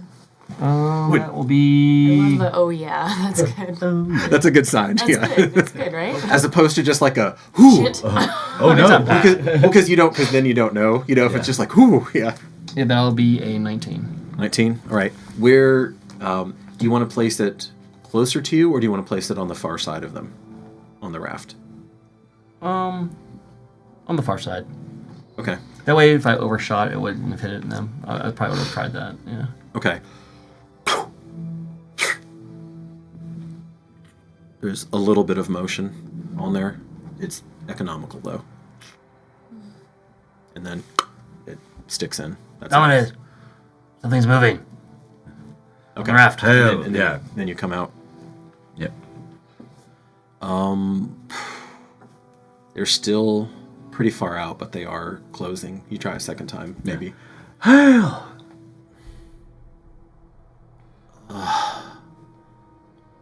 And Donnie, you don't know how you know this. Donnie gets a secret! It was so worth it to have this armor. All this stuff. This is what I heard. Darkeport paraphernalia. Well, now. Have a sip. Have a treat. A treat. Okay, who else is turned on by Griff? Am I right? Mm-hmm. He's out of control. He's insane. He's out of control. Who is it? I mean, he said it himself. He's out of control. He's out of control. Which means, Man is out of And control. he says it. I know. It's hot. It's nuts. like I said, you don't know how you know that. Yeah. You just do. Titus will drop the stave, pick up his sword, and kind of start wading himself in. Okay. Wading himself in? Yes. Go into the ship. He's wading into the river to intercept. Oh. Dominic, we need... Man, go for the vacuum! Keep an eye on my back. You hear some men running on the walls. Right on. Okay. Do you maintain your position, Merrick? How far am I? Now you're getting to where you wouldn't have to, if you were firing for realsies, you wouldn't have to fire at disadvantage. So you're within real range now. I'll keep the range then. Okay. Yeah. Yeah, there's no reason. There's not really any reason to get in there unless you think he's going to be bodily assaulted. Yeah. Okay. All right. You start swimming, Yep. and you did not put your armor back on, No, I did not. so you can't swim. Thank you. Thought about that. What's going on with your sword, though? Oh, I just have one sword in the hand and just kind of like side paddling all the way up. Okay. Make an athletics check. You probably can. That is 16. It's true. Okay. 16. It's a good thing your character knows how to swim. Oh, yeah. Not everybody does. That was exactly. All right. You get I can a read, I can swim. you get you get a nice side stroke going on. You get into a nice rhythm, and you aim yourself and you hit the raft. Yeah. It's like You get onto the side. If you try to get on the raft, you're in danger of tipping the whole thing over. Mm-hmm. Yeah. And what do I see? I almost want to keep them in suspense for once. Wait. I got an idea. I'll slowly kind of paddle around, like not paddling around, but slowly moving and try to see. I'm sure that they heard that, but there's two bodies laying on that. So, Okay. what do I see in kind of the periphery of it? You see one filthy, battered, scabbed up, and somewhat mutilated brother, and his robes. his clean linen robes used to be some shade of tan, and now they're almost unrecognizable. But for you of the faith, you can at point blank range. And then you see the other person there. Yeah. What are you doing? Of course, it would be you.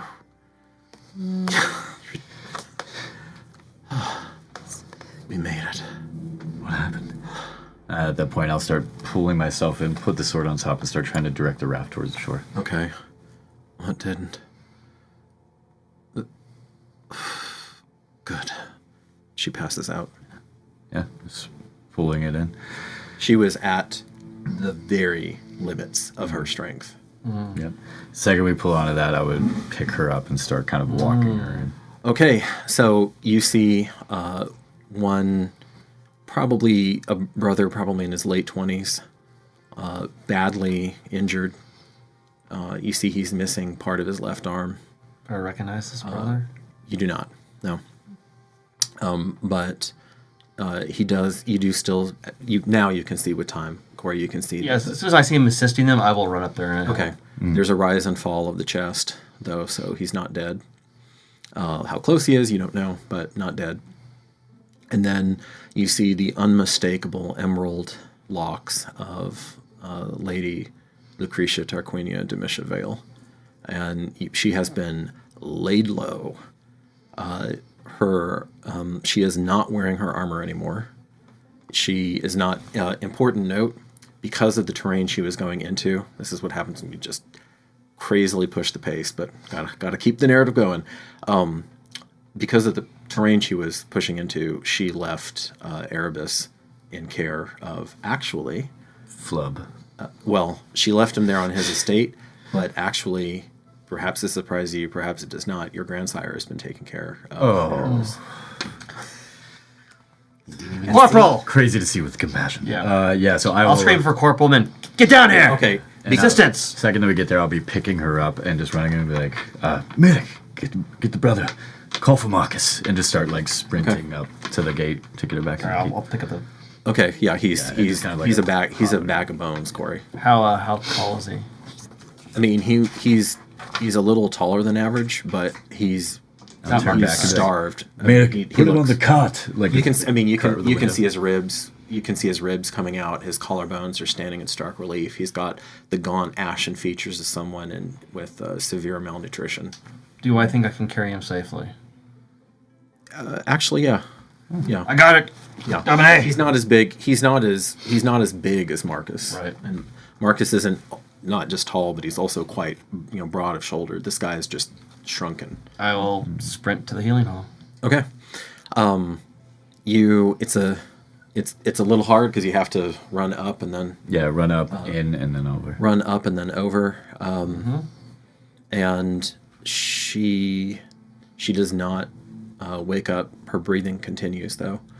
And you're looking at some of the wounds on her body, and they look ghastly. Yeah. So I'm just running and entirely just that kind of tears coming down, but like holding it up, but just trying to get there as quick as possible. okay. And it will definitely cause an alarm in the city, I'm assuming. Okay. Yeah. Yeah. No, there's no way you tearing through the streets with the Emerald Lady would go unnoticed. Absolutely. And you're actually, Corey, depending on how y'all go, what route do you take? Because that actually will matter about. So you're in through the fishmonger's door. Straight that way. I'd That probably- small I'd- one through the can I- Kentucky quarter. It's faster to cut Yeah, through. the fastest way. Are you going through the arboretum then? Yeah. Yep. Okay. Yeah, that's what I thought. Yeah. All right, so you're missing that. Boom, boom, boom, boom, boom. All right, they start the I almost said Twilight bark. They start relaying to each other. Yeah. Lord incoming! Lord incoming! Lord incoming! Yelling to each other from Beacons are lit. from each of the archery towers. You make it to the healing hall. Your breath is like fire in your lungs. You're ragged. And then, yeah, anything I see that I put when I can set her down in the hall is just ripping up whatever I can to kind of like tourniquet or. Roll. Okay. Actually, this is a weird one for you. Make a medicine check. They're Kithki there too. 6. Okay. Yeah, no, I'll be trying to help, but I'm getting in their way. Okay. So the hand of Granny Dewshine comes down on you, and you can feel just her presence there because she was on duty today. You can feel her presence there. It notches you down a second, and she says just gently, "No need for that." All right, we should be all right. Yeah, just kind of panicking. Cut that throat, and then I'll move over to kind of like be by the side by her head while they do what they need to do. Okay. Yeah.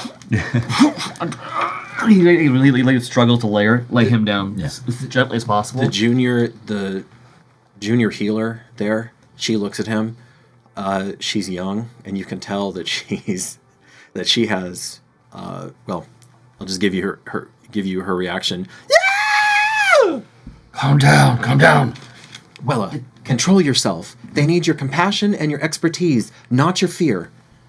And That's Wella. a Wella. Not That's Wella. not the Whistler. Not the Okay. Whistler, right? Wella's a common-ish name. Okay. Yeah. Wella, get the gauze. Right. Dang. Right. And so she shakes herself out of it. No, she wasn't screaming at the wounds she's seen before. She was screaming at the starvation, Corey. That's Did it look like that? absolutely abhorrent to you. Maybe. I mean, you won't know until you feel his energy and you interact with him, assuming he survives, but that's worse than being burnt alive to the Githki. Someone send for Marcus. Already done, Granny says. And I assumed if the Lord was barreling through that something real bad was happening. So, Marcus, you're not that far away. Would I be in the commons right now with the fam? Yeah. So as soon as they're starting to run out, Lord incoming, I'm just like watching what's going on, then running right after. Like, I'm imagining you as a prairie dog, popping up. Oh, shit, yeah. And then running off or whatever I see until Okay. I get to the healing hall. Okay, you run in. I know we haven't gamed through all of this, but you are a welcome sight at the healing hall. So they're just. You've probably. I would be surprised if you haven't had some long conversations with Granny Dewshine. Granny Touchdem isn't much of a talker, and she doesn't really. She does do a turn at the healing hall, but if nothing is going on, she just wants to sleep. Whereas Dewshine, yeah. It's a yapper. Yeah. We need Justin to do Yoda impression here. When 200 years you are. She's past the 2nd century mark, which is extraordinarily old even for a Kithki granny. But Granny Dewshine is happy, chatty, tells you all about the Great Mother and the cycle of the wheel and all that. More than happy to listen to it. I want to hear everything she has to say. I imagine you do. Dear. I imagine you do. So, as you run in, she smiles and she gestures. Actually, not this. Tell me how this hits you. Not to Lady Vale, but to the barely breathing skeleton. I'm not even paying attention to anyone coming in. I'm looking at her and making sure she's breathing. And is she wearing the candle I gave her? She is. Okay. I'm holding that like over her heart and kind of like just by the side of the bed. Her candle of faith, though, the iron and the amethyst seems to have been snapped off at some point. Okay. Yeah, I'm just holding that kind of as a bracer there, like on. Okay. So you go over to this ravaged brother. One question after I healed myself the last time. Did I feel hungrier after I healed myself? Was it like taking internal strength to do that? Make an insight roll. That's a really good question. 17. Oh, that's good, Randy. 23. Some good dice. The dice are paying No, off. use the same ones. I charged it. You charged him up. You charged him up. Hey, we gamers are a superstitious lot, man. So, what you come to, because obviously you would have contemplated this at length in the quiet moments, is that it isn't so much that you are doing it, it's your ability to step aside. Specifically, it's your ability to surrender. Perfect. All right, I move up to him immediately. Okay. Kneel down next to him, one hand on his forehead, one hand on his chest, let myself surrender to it. and allow it to pull through me. Make a religion check. Come on, baby. Oh, good. Nice. 17 this time. All right. Yeah, 17. What takes Halloween to do this? Roll your die 8. And what was your total bonus on that, Randy? Because I know there's the wisdom bonus, and then there's Gotcha. 1 plus your level. Then life, so it's going to be level plus 6 total, right? plus 7 total. Plus 7 total. Okay, go for it. Yeah. I think 7 sounds right. 12 total. Oh man.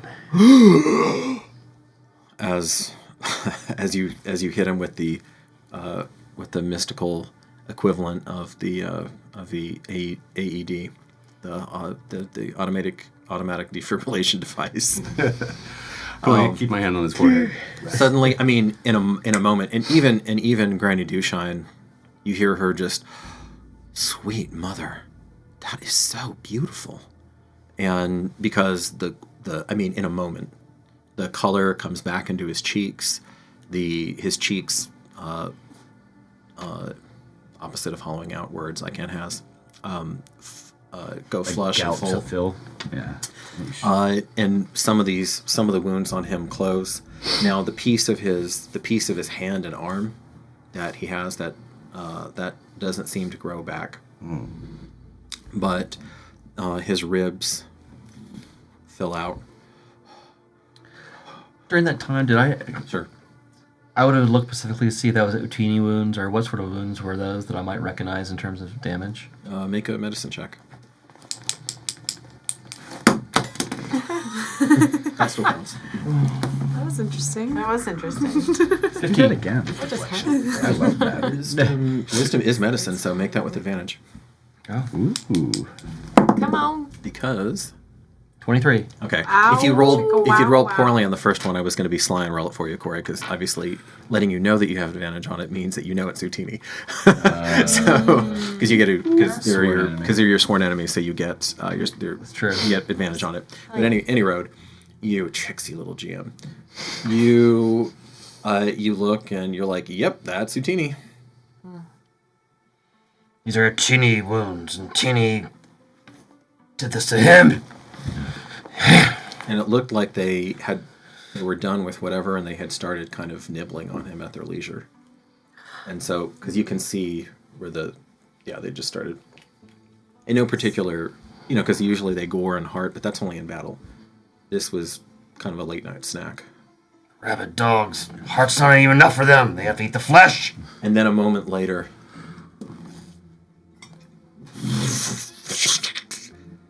and this Granny is wide-eyed at what? As you see bone spring anew, you see wet flesh, blood, a little bit of blood runs down the side of the cot, almost immediately in a swirl, flesh knits, and he's whole, Randy. I'm just going to sit there and just gawk. Okay. Hooray, mother. Hooray, mistress. Great shock. Indeed. Shake it off. Move over to her. Okay. Yeah. Shake it off. Yeah, like this with his new hand. Wait. Jeez Louise. Too soon. So, I just got it. she's already used that. Okay. Yeah, I'll just look up. Yeah, The so second what- that you come over, so- I think, Marcus. As that's going on, what have you been doing? Just standing there, just kind of like over the her- head. Yeah. Okay. And like hand on her chest, and then look up when Marcus comes over and be like, Marcus, please help. On it. Sit down again. Same thing. Hand on her forehead. Hand on the chest. Just let him go through me. I'm not even going to try to sub it. As you start to move, lightning fast, her hand clamps on your wrist. Can I try to stop her to do that? What do you want? How do you want to try to stop her? Sleight of hand grab her wrist before she would like go up and be like, you have to relax. Make a athletics roll. Okay, I do have a +1 to veil, so should I add that as well? If you were trying to do something social, yes. Doesn't matter. Crit. Crit. Dude, I tell you what, there's something about her. What do you? OMG. Wow, no, that's impressive. Yeah, I think if she was about to start lifting up, I would have just put my hand over hers and be like, relax. She looks at you, and there is you can see a building, and this is what has sustained her. With that roll, you just, even though that was athletics, you can like physically feel it. What has sustained her is that same cold iron fury that has propelled her through life, or she would be dead on that raft. So when you touch her, she looks at you, she gives you a hard, baleful eye, but she allows it. And you touch her. Roll. Hand's still on her. All right. I'm just going to let it throw through. Yep. Roll. Ooh, not this time. 5. Okay. Her energy and that exchange was too much. And you can feel yourself like tensing up instead of surrendering to it. I need a moment. One moment. It's fine. Yeah, it's fine. I'm the granny's already. Be quiet. Let them work. What are you doing? Every I'm the torch. fool. Not you. Only going to win this argument because I don't have the energy to rebut you. Warren. She laughs a little. I'll never forget this day. She'll be the last one I win. Relax. Rest. Every torch. It's okay. It's all right. She says, we're chosen. It's not. Then how did this happen? I didn't have a torch. I didn't have a breath. Steady your breath. Relax. She went to the heart of the Otini. One torch. Come back. Yes. I'm not leaving. Please, don't let your grandsire see me like this. And she goes back into like that deep recuperative sleep. Well, I'm just kind of like hand on her chest and all that big, and looking at her, be like, Medic, get my armor and my sword. Yes, Domine. All right. Ready to leave that? Taking this moment, just falling into myself for a little bit, just breathing in, breathing out, kind of feeling the flow of life in me, because I felt it before. I know what it feels like. Yeah. You do. Thinking about my wife, thinking about my family, thinking about my kids, thinking of how I'd feel if they weren't there, just...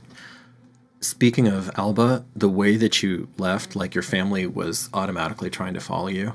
And with her brand of wisdom, she said, not now. Good God. And yeah, because having a dozen of them on top of you is not going to help. It's not going to help you relax and be centered. And then once I feel centered, like that shock of her grabbing me or trying to, all that, once I feel centered, I'm just going to casually reach out, put my hand on her forehead, and just let it flow through.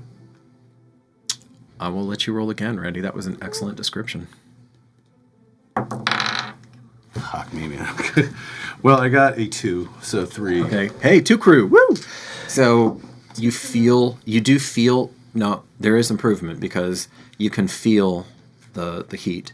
Now it's not just cold like it has been before when you haven't been able to make it, but you haven't figured out where it just stops in your chest sometimes, because you can feel it rising up from your center and then it's trying to flow out and it's just stopping somewhere like beneath your shoulder, kind of circulating, but it is circulating there. It doesn't just dissipate. Because remember, in other times where you've tried it before, it's risen up and then it's just gone, dissipated and gone cold. Yeah. As I'm looking at her, big, thank you for trying, Max. Get Catryn, Weisa, and Ilishly, and come back. And there is a slight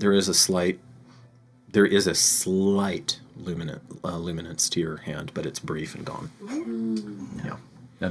Just give you that command. I'm staring at her and staying with her. Angel, I'm going to try to make a direct route to this area. I assume on this side you can get up on the wall. Yeah.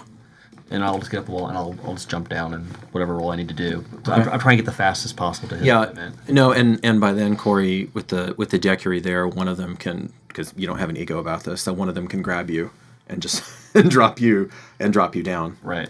So make an. How tall are the walls here? That's Utini's side, so those are going to be closer to 15 feet. So it's a pretty big drop for you, but if he's hanging down, go ahead and make an athletics check with advantage because you have the help. Yeah. And up isn't a problem. Back up isn't a problem. 18? 18, yeah. All right, yeah, you hit. You hit. Unfortunately, you don't. Were you? No, you were not. You weren't working in your armor. No. No. So your armor still would have been stashed there as well. Okay. So yeah, you actually roll, even with your bulky form, your extreme coordination just sees you through as you tumble, get up in one smooth motion, go over, retrieve the armor, retrieve your lord's armor. And all right, Sergeant, you got all that? We're going to throw a rope down. Haul you right back up. Aye. So, yeah. That's done. It's adorably efficient. I mean, it would be kind of cute, right? It'd be kind of cute under definitely different circumstances. Different circumstances. Okay, so you get there pretty quickly, and Granny looks over to you and says quietly, so that her assistant and none of the other Kithki have come in. She says, "I'm pretty sure your grandsire's going to be here soon. Would you like me to chat with him a bit?" Please. Thank you. She puts her little hand on your forearm. She's strong. And so are you. We're both stupid. And I'll stay there. 140 winters, honey, and I still do stupid things. And you get just a little hint of the heartbreaker that Granny Dushine used to be as she gives you a brief sachet out. Adorable.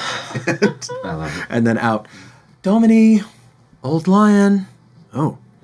So, Granny Dushine's unique. Even he actually softens his voice a little bit. And she's like universally loved in the city. Yeah. 200-year ancient. Yeah, Granny Touch Gem is... There's respect, but there's also some fear with that one. She's kind of mean at times. Okay, so you hear them chatting outside. During that time, I'm going to take whatever type of breathing. Yeah, bandages or something that I can, and I want to kind of cover up her hair, cover it over, and then put some over like here, just so it kind of obstructs her face, and then her body a little bit. And then I'll take that, the ruby candle, kind of put it behind her neck. And be like, keep an eye on it. And then I'll go out to my grandsire. Okay. If Merrick sees a grandsire, he'll pull up real quick and just like, Bleep. It's like, well, okay. You're going to meet him. Pages run out.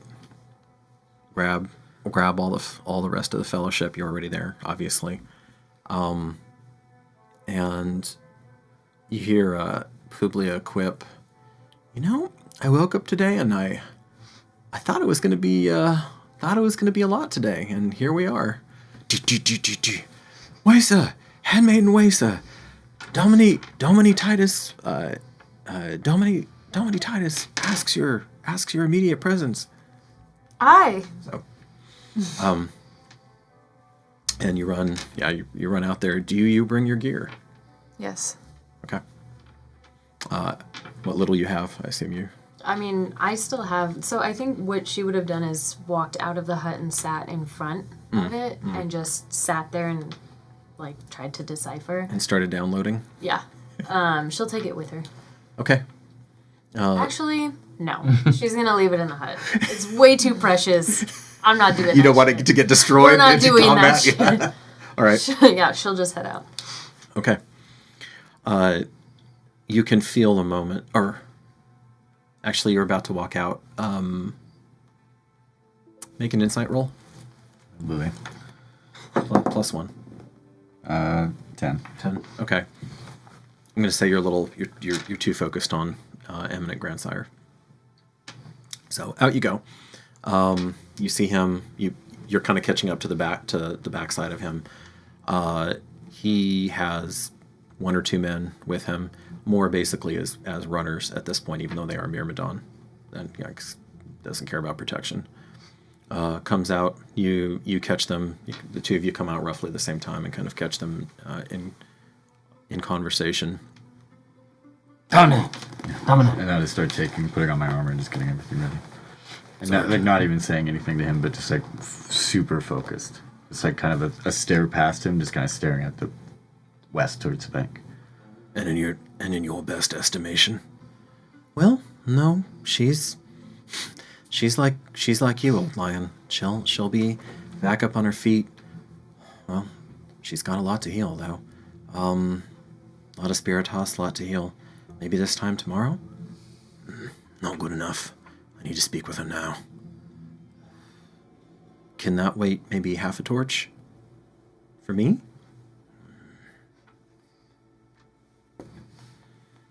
Maybe for you. And Wella. Her first name is Wella. Oh. They're both Wella today. Yeah. Lots of Wellas. So yeah, you have three. You have the junior healer, the granny, and then the Pillow the whistler. And he follows her. He follows her back in, but he does not, uncharacteristically, go storming toward his objective.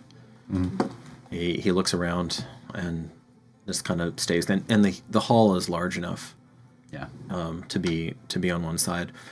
To save a little bit of time, I'm gonna say when they arrive that between the two of you basically catch them up on everything that we Can just. we question the brother who's up now? Sure. But just that you fill them in so that everybody is that good? Yeah, Okay. yeah. That's great. All right. And as we get, we'll go ahead There's and always something here. we'll go ahead and go through the. There's always something here. Come on, Davey. After, we'll go ahead and get through the questioning of the brother and then Kit to go to intermission. So. Where were you? He's staring for podcast folks staring at his hand. You can thank Marcus for that. And You see his eyes, and he's just not. He's not tracking right and now. your god. Slap him right in the face and go, where were you? Make an intimidation check to get his attention. Yeah, we're like, 14 intimidation. Yeah, that's a 20, dirty 20. You can feel. I mean, the two of you can feel the agitation in him, and in Titus? yeah, in Titus. I mean, and you've known him the longest. Yeah. Like actually the longest. So Merrick, but in a different capacity. that's true. In a different capacity for you. That Children growing up together. for you, Yeah. fair enough. For you, the agitation is whatever. You know, it's like about time. We're getting things done. Okay. I hate him when he's angry. Yeah. So, I mean, you weren't trying to take his face off, but you were just like focusing. Okay. Yeah. Where were you? Where were you? Domini? Answer my question. Okay. Yeah. All right. He covers himself. I was a captive. A captive of those. Where? Those things. Use your... Those things. Weisa, would you ask him? Aye, I'm of gonna course. And I just kind of come a little closer, really gently. Really gently. I can't imagine what you've seen. You're not in trouble. What I've smelled. What they made me taste. What they made you taste. Oh dear. Gods. Gods. I can only imagine what you've been through, and there's just a few They thought questions. it was funny. Can we ask you a few questions? Just a few, I promise. I promise. The faster you answer, the faster we'll... No hit. No hurt. No hit. Catryn's gonna go and stand in front of you, but face him. Okay. So you're blocking him. Uh-huh. Okay. I promise. Make a persuasion check at disadvantage. Disadvantage? Disadvantage? Why? No! Disadvantage. That's so rough, because I rolled crit, and then I got a 4. You got a 4. Son of a Okay. bitch. But persuasion, right? So it's like it's a 12. Yes! Breaks into more lost sobbing. It seems He inconsolable. needs to be left alone. He was tortured. Please, Domine, I've been through this. Come. Granny, actually, she nods to you. Come, I've experienced things that you have experienced. Come on, man. I lead him off into a corner. Oh no, he's still lying. He's still lying down. Okay. Yeah. So, all right, you go ahead, Randy. I'm hearing him sob from where I'm at, right? Oh, yeah. Can I have a word with him? Just Absolutely. And I'll actually step outside. Actually, I'll go back over to Lady Vale's cot. And I'm gonna sit next to him with my candle, like fully in view of him. He's not looking. I know. And I'm gonna take his newly reformed hand. He recoils from you.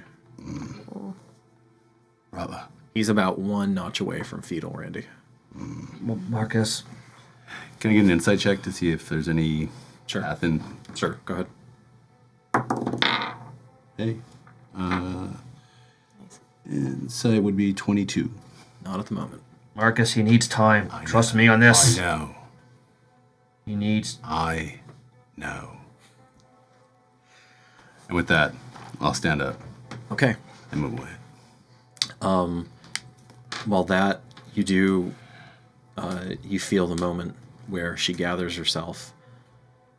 She murmurs something that's unintelligible as she kind of paused at the bandage and then looks at you, takes your hand, and for the first time in your association, puts your hand over the bandages like she wants you to, because she's exhausted.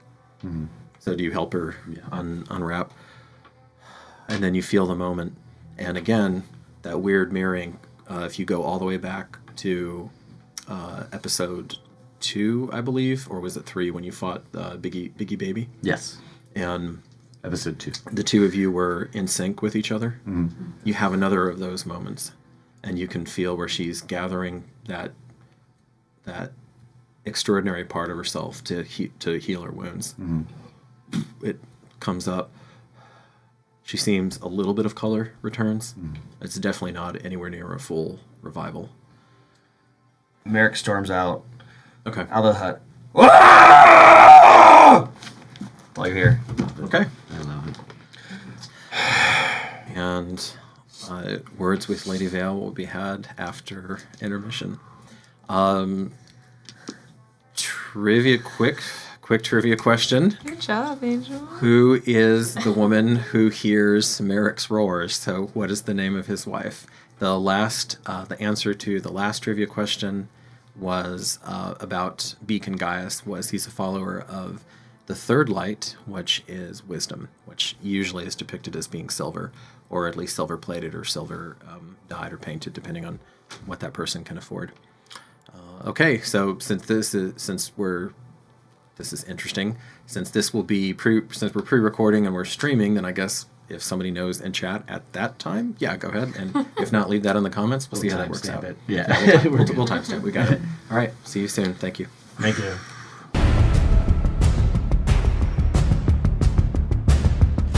Why limit your imagination? In the tabletop role-playing space, customization is everything, especially when it comes to your character. Whether you're a player, a painter, or a master of tales, your character is what matters most.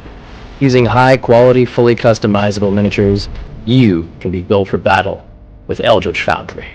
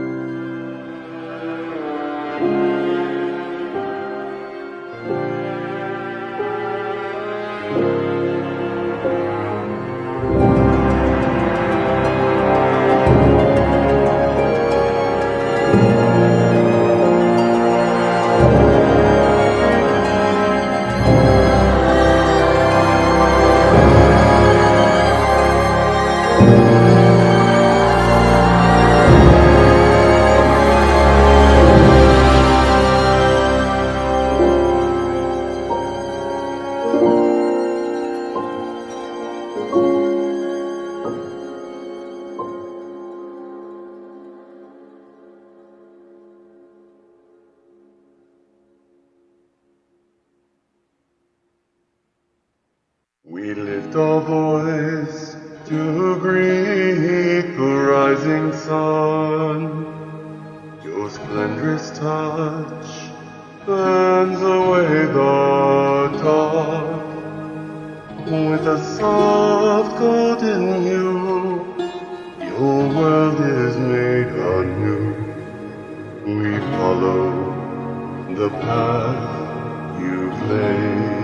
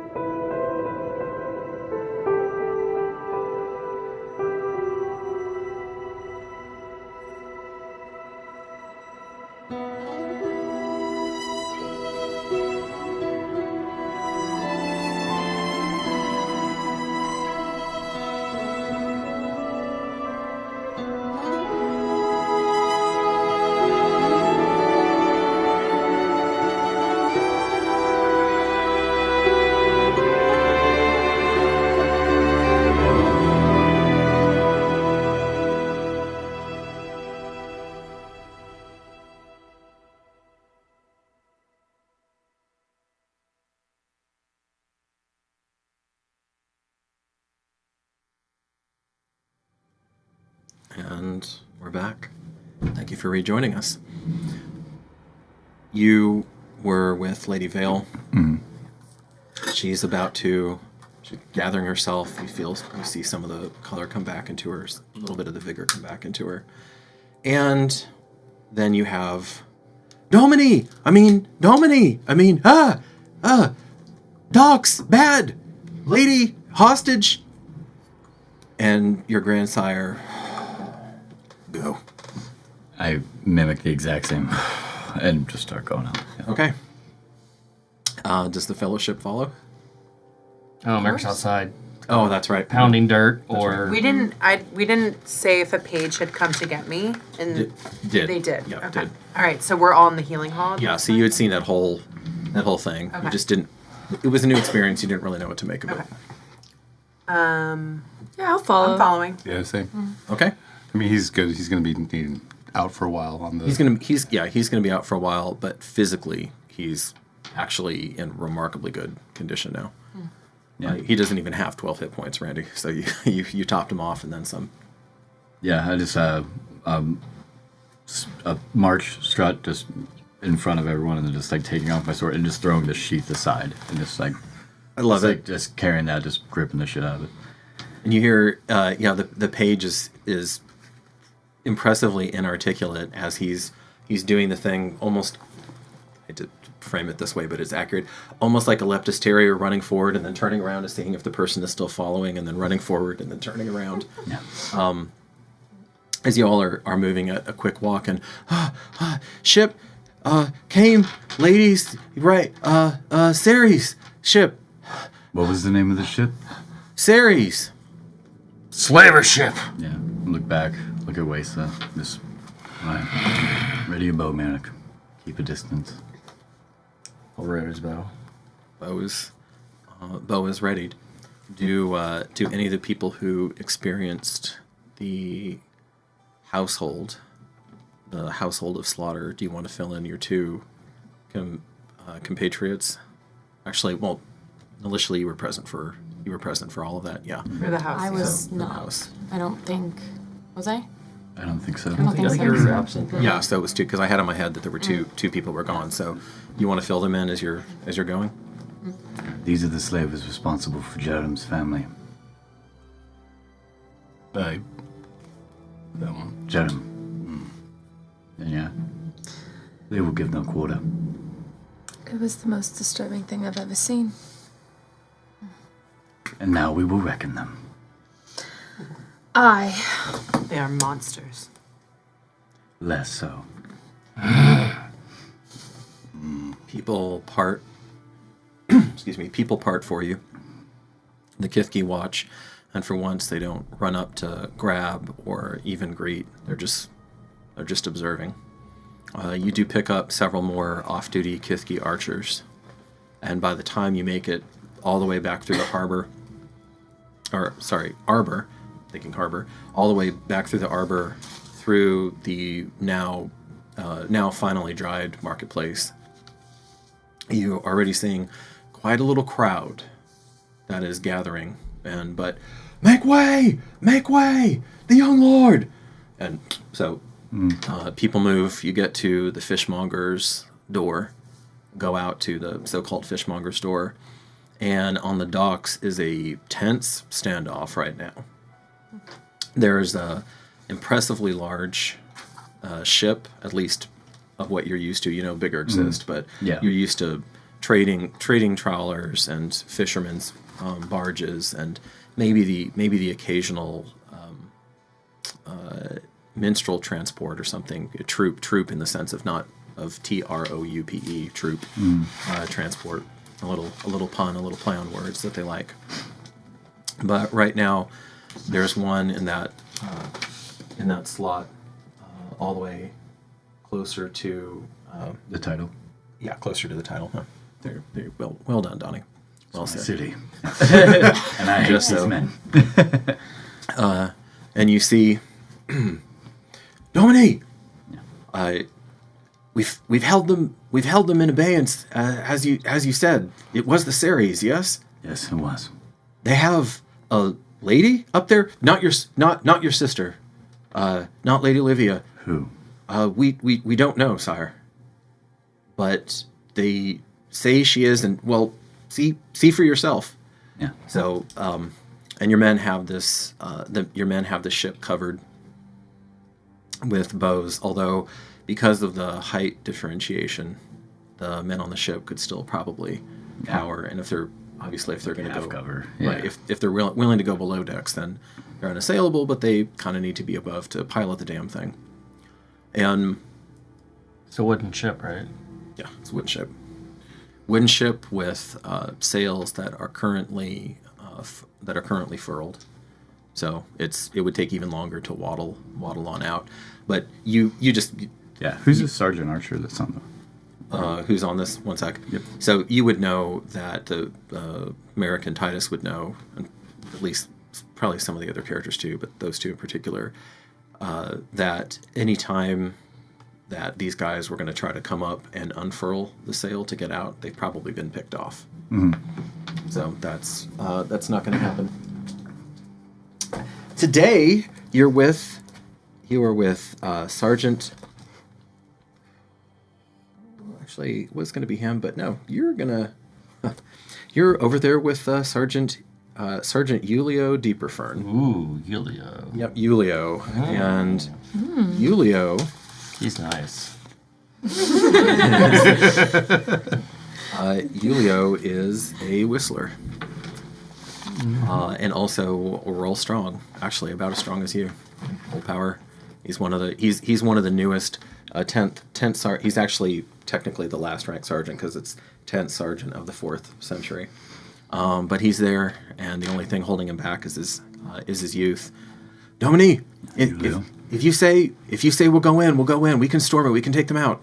Wait, and actually have your men gather up, Oblatus. Aye? Raise the fires. Aye. And have my signal. Understood. I'll go out. So, you, how close are you walking? Close, but at a stride, just kind of sword.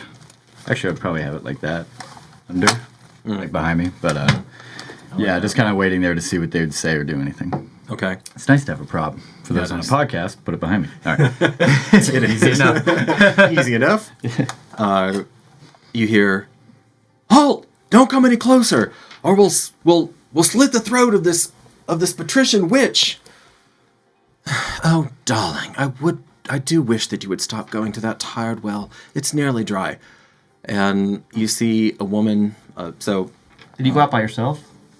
Yeah, you'd be following close behind. I'm following. Yeah. I'm not in the relish of the fellowship as well. Yeah, Nilishly would follow too. Nilishly, do you? Yeah. You flank him on the other side? I will flank him, yeah. Us three. Okay. Yeah. I'll stay back a little. Just a little. I'll stay back as well, and I'm going to pose myself in front of her. In front of? Catryn. Yeah. Catryn. Okay. Weisa? I'm gonna take the opportunity to string my bow. Okay. How close behind after that? Because there's going to be a bit of dialogue at least. So how close do you want to get after that? You have the opportunity to do so. Yeah, maybe I'm about 10 feet behind them. Behind the heavies. Okay. Well, no, 10 feet's not very far. Maybe 20. 20. Okay. Speak for yourself. It's very. It's a long way very. for him. Yeah. It's funny because you have the three brawling. I did not set this up deliberately. You have the three brawling characters on one side of the table, and then you have the three kind of. I mean, you're ranged too, but you have the three lighter characters, quote unquote, on the other side of the table. I prefer range since everyone down and he goes out on his own. Right. Yep. You go up and. This is an outrage. We demand safe passage out. There's no reason. We've paid our dues. We've done nothing wrong. Yeah. Let's keep walking up. Okay. Do I recognize this patrician at all? Probably not. Actually, no. Any colors or house colors I might be familiar with? She is wearing. Hey! Oh my god! Yes, she is wearing purple and gold trim. And even to your relatively unschooled eye, it looks like this woman is actual gold. Mm. So you know how Vale gets after you about 40 sesterces cloak Yeah, for Hunter's that's- sister. I mean, that's this is a ridiculous cloak. Okay. This is even more than hers. She has on. Actually, now go ahead and make the history check. Let's go down. That is 11. 11. Okay. So she I want it is. to be intimidating. So she is Imagine wearing.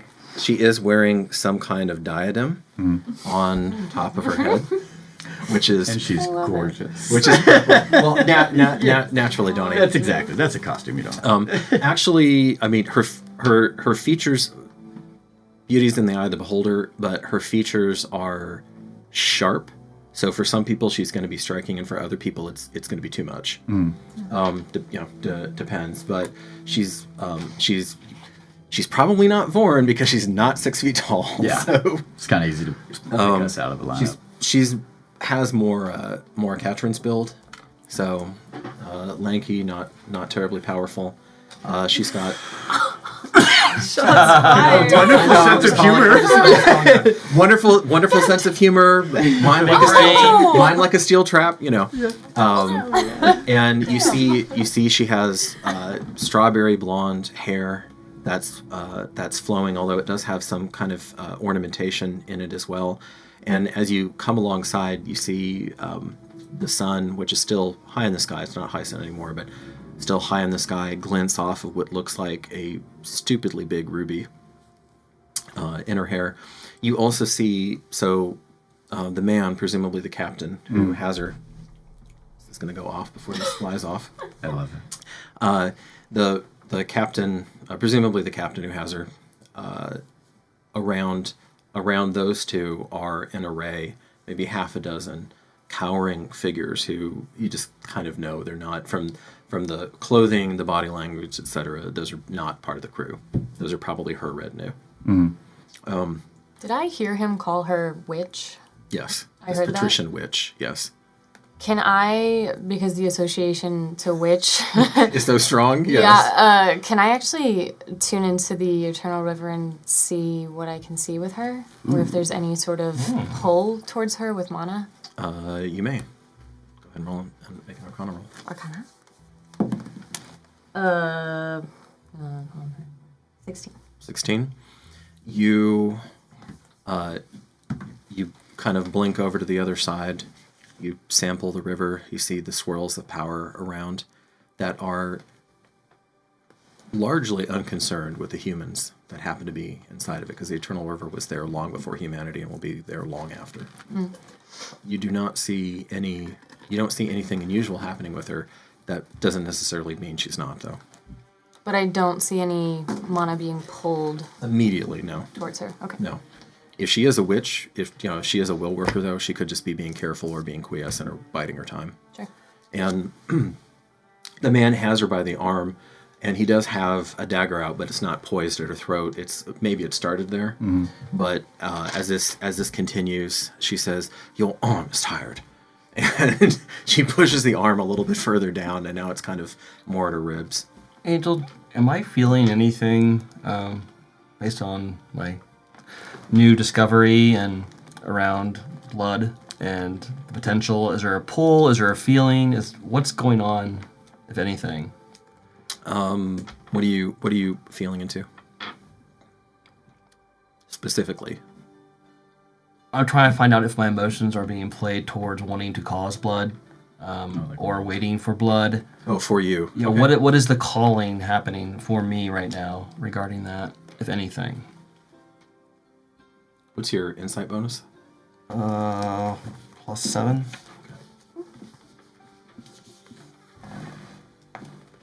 Potentially, but you're still not fully yourself after the earlier explosion at the hallway. Oh, yeah. Hall. Okay. These idiots. I mean, you're taking it seriously. Your lord has positioned himself so that he could potentially be in some kind of fire or danger. So you're not checked out, but really, you don't want to be dealing with this.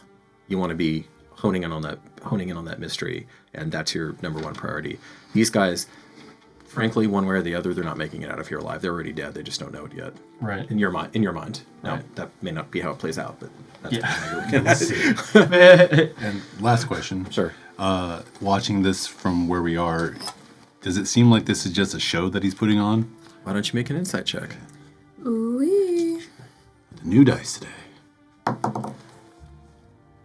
14. No, but there's something out of joint. He's in earnest. I mean, some GMs would do this for comedic effect. I think you guys know me well enough at this point, even the ones who haven't gamed with me for, a decade plus, that if one of the NPCs is doing something like your arm is tired, and doing that when he has the dagger, in peril, she's not going to do that for the lulz. I mean, she's or maybe she will, but that is weird. I mean, he has her. He could stick her between the ribs at any moment. It's facade. Okay. So there's kind of this standoff, and he's wild-eyed. He looks at you. He tries to scowl. It's meaningless. Yeah. And did you hear me? We need off. We demand off. Yeah, I'm gonna keep walking up. And how many armed guards are next to him and her? Of his men that are there. They're around Donnie, but they're really, honestly, and maybe this is an instinctual thing, they've pulled, there are two of them that have lingered closer to him, but there's zero that are immediately there. They've pulled off, and we'll see how this rolls, but I may... Puns today. I know. I love it. It's just right there. Lots of punishment. So they're out behind him, and they're watching him. A few of the more alert ones do have their own bow strong. They've taken cover and they're eyeballing your archers, but most of them are kind of receiving this as slack-jawed mouth breathers. Okay. Yeah, I'll just keep walking up too. All right. And then I just want to keep just intimidately walking up, sword kind of on my shoulder as that. Stop! I will turn you into a pincushion. Keep walking. All right. And I'm just gonna intimidate. Merrick pulls his bow out, and I'll turn you into a pincushion. You hear? And I'll just keep walking up. You keep going. Okay. Make an intimidation check. That is 14. All right. He nods. He nods at one of his men. The man does not fire at you, as he says, "But Captain, look at them!" And they're, you've got 20. And I'm still just hand up, but still walking out. Okay. You manage to bluster or shove, I should say, your way. I know we have the beach. This is a developed harbor. You manage to bluster your way, and here I will stand up. Yay! You manage to get here. I'm not going to lay everybody down yet. Yep. But you're there because, again, we need to see how this rolls. And the captain, again, he's not big axe, just so that the camera can see it. He is right about here, and you have your men arrayed differently. Most of them are over this side. Actually, it's probably turned a little bit more like that. He's taken a little bit closer. She is right. Are the docks bare? Do they have a little overhangs on them? How's the docks designed? This largest one is bare. Okay. Yeah. Some of the other ones try to shelter the lesser fishing craft, but this is the docks here haven't evolved yet to the point where they could shelter anything this big. And then you're seeing about a dozen behind them, like I said, in various states of being alert and being with it. Does anybody else, as Titus is doing this, does anybody else want to do anything? I'm going to activate my shadow armor. You don't need to anymore, baby. Oh. Remember, shadows are internalized. Okay, yeah, no. Chill, I'm good. You could if you wanted to, just for effect. I think because he's putting on this intimidation, that's kind of what I'm going for. Okay. And you hear one of the crew in a very different version of Dara than you're used to hearing. Holy shit! as the shadows wrap around you, very quickly. Yeah, and I kind of want to just like take a few steps closer to Titus, and also just like take more of a athletic stance right behind him and stare at the nearby crew. Okay. I'm on his other side with a bow drawn, Yeah. aimed right at the captain's head. Nice. Okay.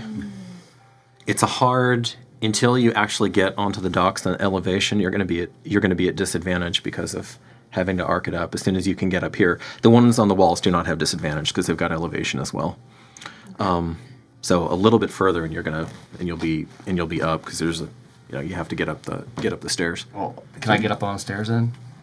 Well, that might throw us into rounds. So let me see. Potentially. Go Is ahead. there any kind of pieces of wood or flotsam around that I can use as a shield? Because they already said they have archers out here, and I'm staying back with her, but I'd still like to have something that we can like Make a quick investigation. On your shoulders, but Yeah.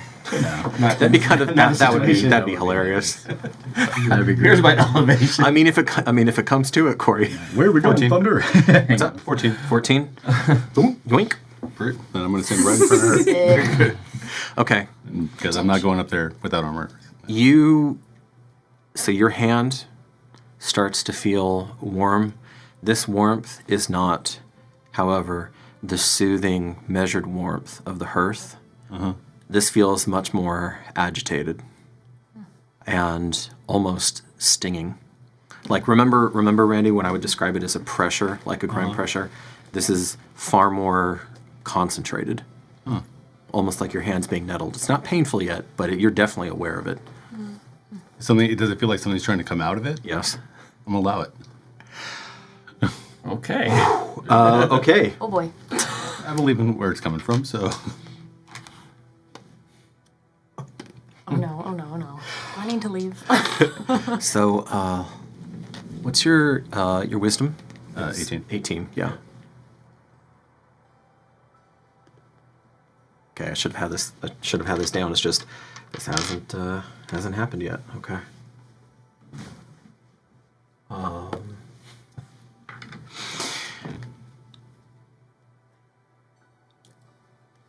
Very, very recently, as we count these things, for the first time in 217 winters, there was a miracle that blossomed forth into this earth as the golden healing light came back into the prime material plane, into the world, as I will consistently refer to it as in the world of muscle and blood, because that's what this world is. And now a new thing joins it, as you two are standing. Actually, let me go ahead and get this. So Marcus, where would you like to be? Wherever she is, just in front of her. In front of Weisa. No, in front of Catryn. Oh, Catryn, sorry. Yeah, I'm sorry, yes. Okay. I'm farther behind, so probably like A distance of Like here? Yeah. Want to be here? Okay. And you were walking up this way. Do you want to be over there, or no? You want to be out of the fire because right. I want to be closer. Yeah, not closer, but like on that side. Okay. out of range. So you were directly in front of. And then Weisa, where do you want to be? Kind of in between them. Like I'm in between these two and that crew, so I'm in the middle. A little bit more to the left, though. Treats? Towards you. Okay. Treats? Throwing pie. No, guys, I'm tough. Let me just do this real quick. This is an event. And you want some treats. No. What do you mean? No, guys, I'm tough. Oh, Look at this. I don't like this. You love it. The measuring tape is I have no idea what this is. The haunting. measuring tape. Yep. Can I dash? Can I run away? Wow. No, that's No. okay. Better be good. Oh, my Oh goodness. shit. And then, so we're there. Okay. Just right. there. So, yeah. Ooh. And in a moment, it covers this distance, this searing golden flame, arcs. He turns away. So some of the archers fire, and almost immediately, one of them that was hanging out over here. I fire at the captain. Chum in the water now. All right, that's going on. As soon as that all happens. We have Unless you stop me. Casual, no big deal. Moving on. It's I fine. was ready to. so. Yeah. Holy shit, dude. I love that. Wow. No, Yeah. that's completely ineffective. Okay, so yeah, they try to return fire. The captain's the last thought is on this patrician woman as he's flailing. One of his compadres though tackles him, gets him behind something, and throws his body on top of him. Let me see if he has his wits. Yeah, he does actually. Okay. He starts rushing over to her, and instead of her screaming or trying to run, you hear her, "Take care of them." And you have this half dozen terrified porters just kind of blocking with their bodies as this guy screaming in a frenzy, shoving them side to side, hacks one of them down. And some of the blood sprays off from her body. Three male, 3 female. Are these the ones that have been cowering? Yeah, that were around her. And the woman says, "Damn it, not on the cloak!" As the blood sprays. Okay. Some of them are trying to run below decks and catching arrows for their trouble as they're going on. You grunt in displeasure as you see a slingstone join the fray. And as Merrick takes a hard line on such things. But you're in the middle of combat, you're like, okay, trajectory noted. We'll get back to you, asshole. And Sling thrower note. Yes.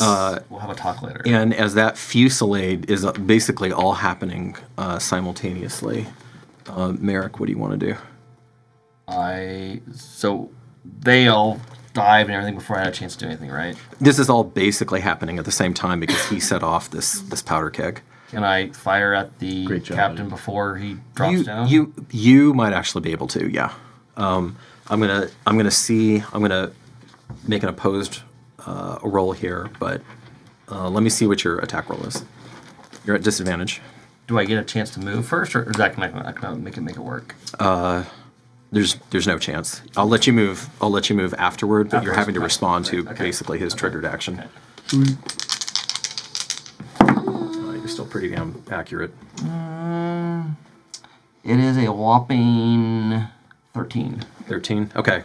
Not on the captain. What's that? It would have hit one of the lessers, but yeah, that thing's close, and you hear the second mate our first mate who dove on him. Ah! All right, then you want to I'll move you on. want to book it up? Okay, so you're up, and and you can make it to about. Well, actually, you only have 25, so you can make it to about there, because it ate up a little bit of extra running. Even though this is narrow, just because of the model, there is enough space that you can go 2 by 2. So he's not blocking you. Okay, so 18. Hello. And this is basically, I know this is like not standard 5th ed, but because everybody was just on edge, this is all happening essentially simultaneously. Sure. You happened like a split second before she did. Go ahead. She's gonna grab your hand that didn't throw Golden arcing flames. flame. Yeah. Marcus, you're all right. Do I feel any pain now? No. So the stinging nettle is gone and everything like that? No, the stinging nettle is primed for service. Oh shit. Baby. Yeah? Okay. I don't even know. I don't even know. She's gonna scoot a little bit to the right. Yeah, you had a ringside view of that. You saw that happen. I saw the whole thing, guys. Okay. And I think she's just gonna kind of admire it because it's not something that she's seen before, right? No. It's not. No. He's not pulling mana. No. Like, it's, You would have felt point blank with him right next to you. You would have felt that. It was Right. Catryn that did it. Yeah. No, actually, Seriously? no. It came Probably. behind you. No, that makes a lot of sense, Corey. then she's gonna pull mana from the ground up and put it in her chest and go out and say Ignum, and she's gonna throw fire. You do not have a very good, from your angle, you do not have a very good shot at really any of them that are up top. I didn't say where I was aiming. Oh, that's true. I'm gonna hit the boat. I was going to ask, are you going? You're going after the boat? I want to set it on fire. So on this side. To be fair, make a perception check. Yeah, you're right. I'm just trying to be fair with the. I remember this was off stream a long time ago at the beginning, but I promised. I think I might have said this on stream, but put the characters through hell. I will always give the characters their due. So 16. 16. Okay, you can still do that if you want to. Okay. You, however, see quite a row, and you as the player may not be able to. If you need to stand up, you can. But it looks like there are rows of humans sandwiched below decks. Oh, fuck. Oh, okay, yeah, then she won't do that. Okay. Because you are you, I will let you decide something different. Otherwise, a lot of characters I would have said the moment passes. Then if I move up, do I have a shot? Same thing? Probably not this round. Because what, 30 feet? Yeah, 30 feet. And then 120? But you can do, but if you dash, actually, I stand corrected. You can just get over here. You're not going to be able to get these guys on the floor, but you have at disadvantage. You do have a shot at Home Dude, who just cut down the one retainer. If I miss, the boat's gonna flame. Because of the angle, actually, probably not. Ooh, okay. Because it's just going to continue Then in a straight line until it extinguishes. Then I'll take it.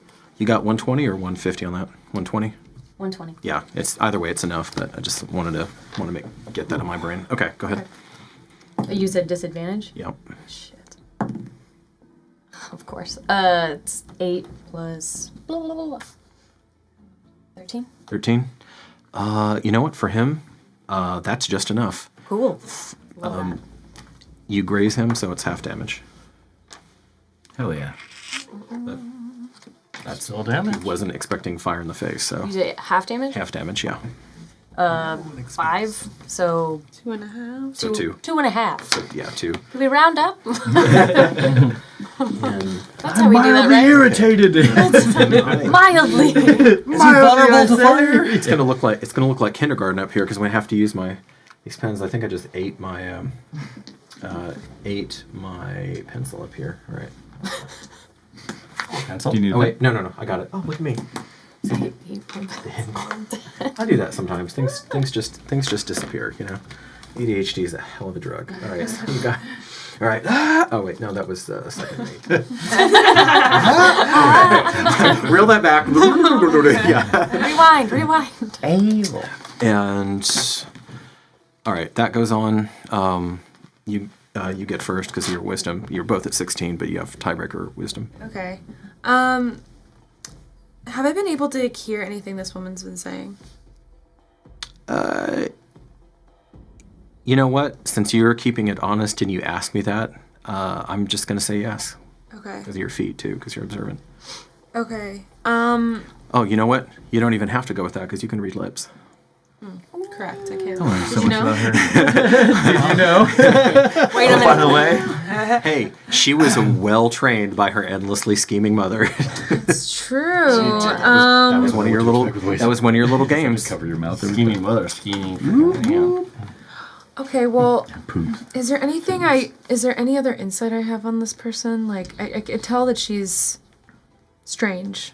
Unfazed, you would say. Unfazed. Make an insight roll Okay. on that. Yay! Crit. Okay. Yeah. I was gonna say it's gonna 27. be extra hard. Extra. She seems almost bored by this, and definitely more than a little put out. Like bummed, Irritated irritated. after the blood splashed on her Tyrian purple cloak. This is just such a conflict for Weisa, 'cause she's like, is this person even worth it? Like, what's going on here? Yeah. But she is still quite angry at these. Yeah, no, these are the guys. She can't stand them. So, I'd like to get a little closer. Okay. I'd like to go like to the docks. That's Catryn. That's me. Oh, sorry. Put that girl. Everybody just loves you. Everybody see the just wants to. Hi, lady. That's Pie Lady. Hi, lady. Plus Catryn's a little bit taller. You can get two out here. Okay, great. And I'd love to shoot an arrow if I know it's a disadvantage, but why not? Sure. Fuck 'em. Yeah, go for it. Same guy who Catryn just burned his cheeks. Okay. Disadvantage. Disadvantage. So you get onto the docks. Okay. 15. Oh, that's pretty good. Thunk. Awesome. Get it. Okay, and then Murder him. 6. 1. So one. Okay. All right. Good. You get the other cheek. man. Catryn got one cheek. You get the other cheek. Insects here are the worst here. A needle thrower. That's mean. I hate bees. Deliciously, you're up. I hate bees. From my vantage point, do I have clear access to the captain? No, I don't. Okay. You need to get up on the docks. Okay. I think then I'm gonna try. I'm listening. I'm just gonna start putting these guys down because it looks like we're And there's we're having a little rumble. Just a little bit. and there's only Your the way out of this captain and one. one other person on the dock, or are there other people I'm missing? Come again? I mean, sorry. Is there how many people? How many people are on the top of the ship? It looks like quite a few. Quite a few. Yeah, quite a few.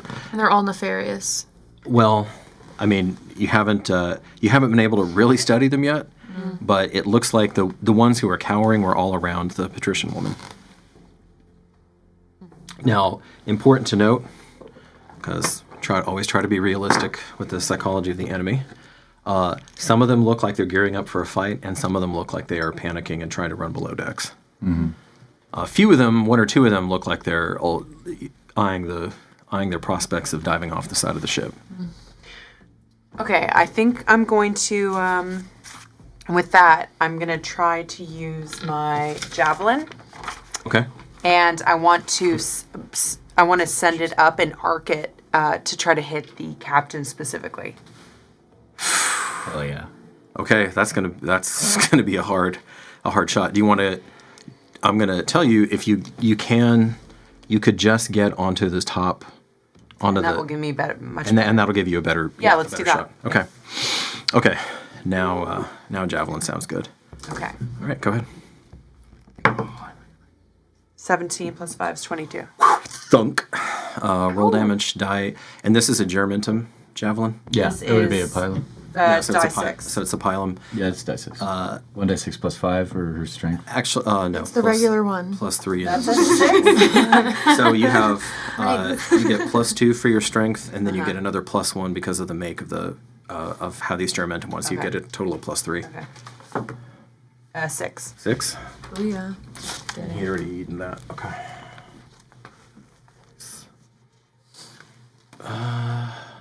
God, no, you rolled really well on that. Well, his best bud even tried to shield him, but he didn't see the javelin coming in time. So you actually now have a pretty good idea of where he's at because you see this javelin, this pylum, I should say, Yeah. this pylum sticking straight up in the air. Okay. You hear him scream, so it doesn't sound like he's dead. All right, these guys are beaten feet. That's too many. Yeah, that's a lot. He said, That's not a few. That's a bunch, right? Well, there's a bunch of archers that have It's like a handful, right? Mm-hmm. It's fine, right? Dear podcasters, he is just piling them on. What's up? There's a lot. 8, 10, 12, 13, 14, 15 enemies. Okay, Is that right? We got the Lishley and Marcus, what are you doing? I'm moving up to Weisa. I'm sorry, Catryn. Still giving Granny the cover that I was hearing before. You're so sweet. Yeah. So, is the guy actually illuminated right now?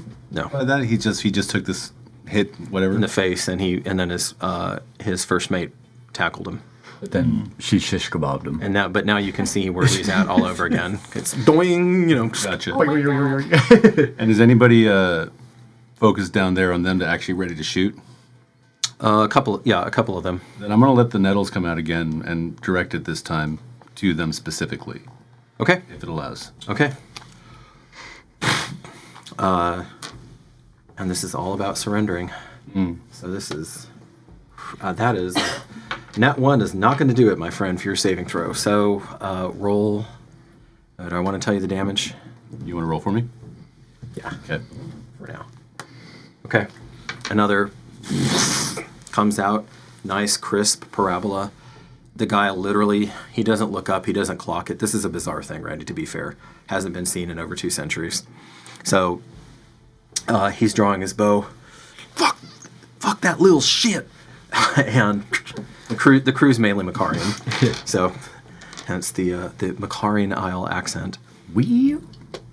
And actually would have drilled him pretty well. Now that's going to turn into a wisdom check. Fails that too. I know by the rules he can just tank it and fire, but like I said, this hasn't been seen in so long. This is, completely unnatural. So as you burn the top of his head and his luscious locks disintegrate and turn to ash, he turns around and dives behind here. Okay. So now we are in free rounds. All right, Corey, you're up. I got no turn. You didn't do anything? Oh, I'm sorry. I was Titus. I was like, I was trying to play it pretty cool, but I'm not like, that. stand back and watch. No, I stand corrected. Yeah, I'll use my full movement to get up to the top. I mean, that kind of would be badass if you just sat there and let the archers in your friends. Oh, for sure. Anyway, I'm going to use my full 30 to get as close as I can to the ship, and then in viewing distance of all of them, and then I do want to lift up my hand to cease the archer's fire, and just be like, "Deboard or die," and just try to get them to surrender. I like it. Make an intimidation check with advantage because that's getting used and that's being shish kebabbed. Plus, they have a will worker. They do know what will working is, and they have a will worker. My on their arrow side. isn't intimidating them. No, it's not. That was a 24. 18 doing plus great. 6. Okay. 26. 26. That's intense. The other one, at disadvantage would have been way worse, but we're good. Okay, and the patrician woman says, "At last, some sense arrives," and she starts walking. She steps on top of the first mate. Love it. And starts sashaying her Arbellan silk and her Tyrian purple ass right on down the ramp. Yep. Right on down the ramp. And I'll just keep walking. Okay. Yeah. And I but yeah, what do the rest of the men do? Okay, so these guys who are already kind of iffy, they're paralyzed. Okay. They just freeze in place. This gentleman, because he was already Makes sense. He was already eyeing that. You hear some additional yells from inside. I'm not with them. I'm not with them. Yeah. And although they sound like exactly like they're with them. And hold on, let me try it again. I'm not with them. I'm not with them. And okay, that happens. This one, that one looks actually drawn to your voice. He's bug-eyed with panic, and he's looking around. My hand's still up because if I drop it, then it's He's looking around, and even your men, I would make you roll again, but you rolled really high on that, so they don't just go into a killing frenzy. Yeah. Because their blood is up, obviously. Okay, and other than that, Donnie, make a tactics roll. Excellent. To see how well you understand the rest of what's going on here, because this is bedlam. That is 14 plus 4, 18. Okay. You feel like you have probably 2/3 of the crew cowed at this point, but you need to take these mates out. Okay. Quickly. Okay. And then, I'll just drop my hand and then use the rest of my movement and casually keep walking up the dock for that 60 feet. Reinitiate combat, but my action would be dash. Or is my action to intimidate? Your action... I'm going to say the strolling slowed you down. So That's cool. You're at where you're at. Yep. So I just drop and then round starts back up. Okay. And I'm standing there not even ready for combat, just waiting. Okay. What do I see as far as the actual mates? You still see Home Dude up, and he's bug-eyed. He screams, "Catryn, what do we do? What do we do?" And he looks like he's let me see. This one's gonna try to just desperately throw himself at his feet. That's bad. Oh God, yeah, terrible. All right, maybe he got through.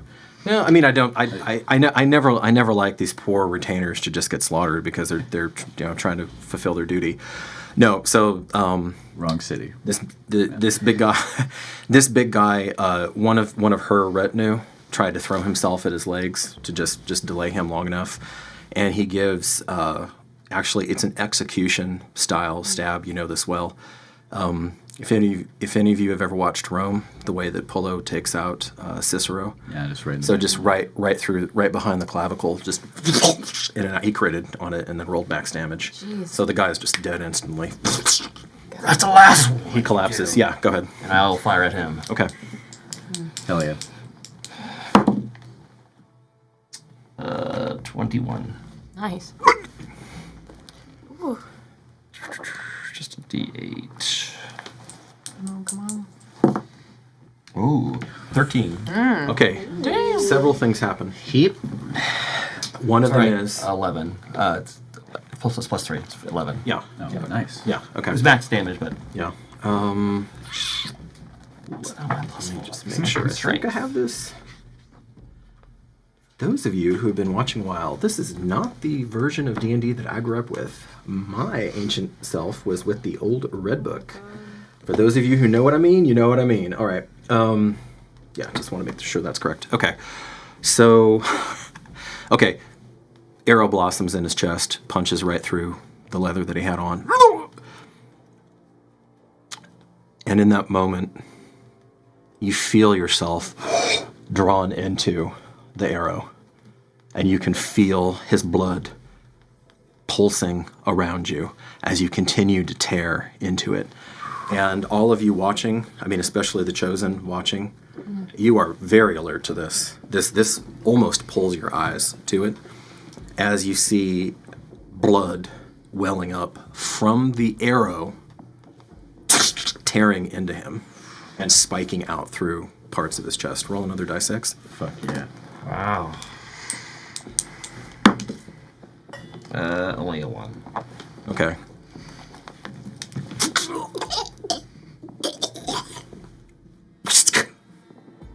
As he grabs the arrow and that 1 point of damage, there's a blood spike that comes out through his hand.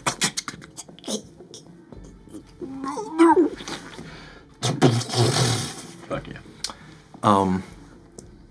Okay. Wow. Yeah, you feel your pulse hammering through your body. Your blood especially is moving. Okay, 18. Okay. What? Cool. So I can tell that we're just murdering everyone here. Is that what's happening? Take it as you will. I will say most of these gentlemen here look paralyzed right now. I mean, they're in full freeze right now. They're looking at each other. You know, the ones with more wits about them are crouched behind something. Some of them are just, and I assure y'all, this may seem like hyperbole. People really can panic and be just that stupid when mortal peril is there, where they're just frozen. And the captain is Just pinned or dead? You can't tell. Oh. You can't tell because there's enough jostling with the mate that you can see the pylon Catryn still wavering, but you don't know if that's because the captain is still kicking or if it's the mate trying to help him. Well, then I'm just gonna hope for the best and throw it over there. So she's gonna do the same thing in Ignum. Which one do you want to go after? I'm gonna go after the. This one does still have a bow in his hand, although his eyes are bulging out of his head.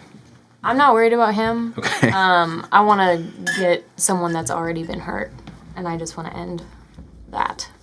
You really can't reach anybody who's new because you're still in this lower elevation before you have to be on the docks before you can hit the guys who are on their bellies. If I move up to where Weisa is, can I hit then? Because if I'm still using Ignum, it's that 120. So you can get to the steps, but you can't. It's going to be next turn, or you can dash, and you can be on top, but you won't crest the top of the docking facility. I don't know if I want to be that close. Okay. So I can't shoot at all. I mean, you can hit home, dude. Yeah, sure. I wasn't worried about him, but now I am. Okay. Changed my mind, guys. Still with disadvantage. Still with disadvantage? Yeah, because you haven't crested yet. Son of a bitch. Oh no. 14. 14. You know what? That'll do it. He was pretty dexy, but he's also in panic. He's just going to attack out of panicked attack. So with his dex, he's not intelligently dodging right now. So you get him, you blast him. He moves directly in front of it. I love that for me. And this one's going to be full. Full? Yep. Ooh. I grabbed the wrong one. Yep. 4. 4. Okay.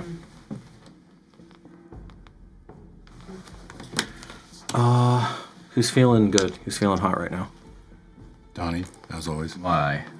Okay. Actually, Randy, it makes sense. Why don't you make this roll? I want to see something going on the ship.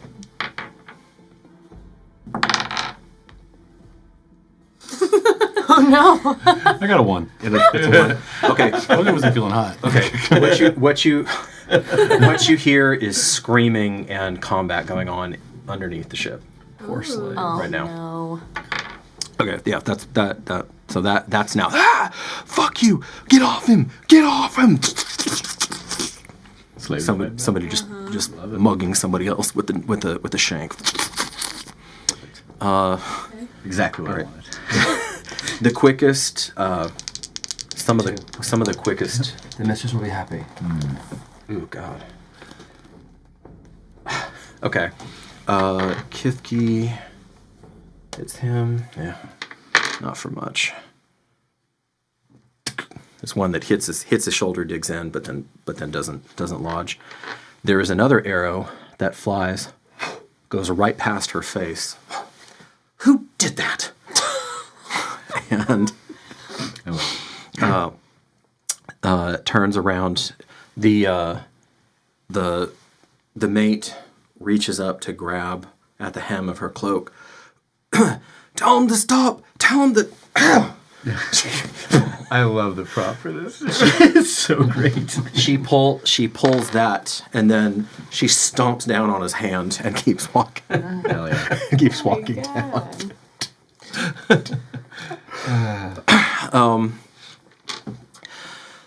They may hurt, but a small price to pay for such savage stomps. And because she has like a heel boot. Yeah. All right. 18. Mercy! Mercy! And one of the better educated, one of them, Pox! Pox! P-A-X, which is peace, or, basically uncle in old speak.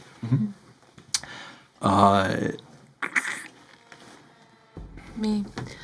That human cry is coming from over here, of course. Okay. And I hear that. Yeah. This guy's still up, and this guy is well dead. You don't know what's going on over here. How far down the dock can I get?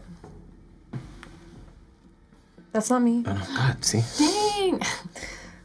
To about with Titus here. You put me in the water. You got armor on. You'll float. Oh yeah. Or sink. Not that I want to shout out to the patrician Okay. and say, "Come here now! Hurry your pace!" Who dares? And this man yanks the javelin. You see tears streaming down his face. He yanks the pilum out of the body of the captain, jumps up in the air and tries to fling it just square between her shoulders. What do? You're faster than him. I'm faster than him. Yeah. Okay. I mean, you see him like snatch it up because you could hear. You got close enough, Weisa, you could hear him weeping. So now you know the captain's dead. Couldn't tell that before. Okay. Yeah. So I'll shoot at his chest. Okay. Go ahead. 17. That's a hit. Okay. Roll And damage. then I'm gonna roll the damage.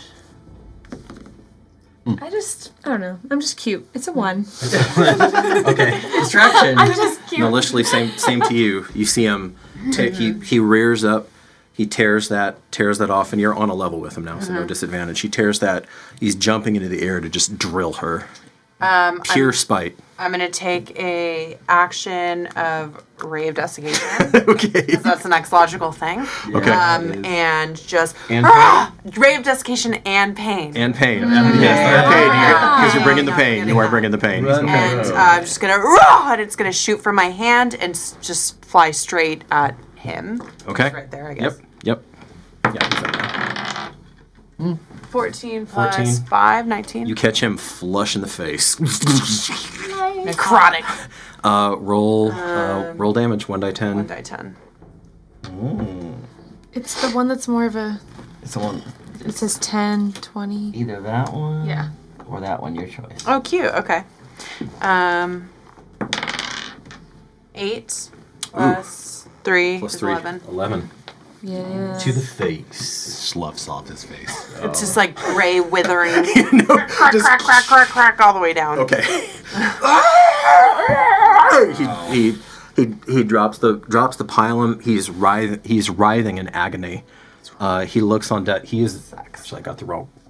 He's a tough son of a bitch though, because he's not dead.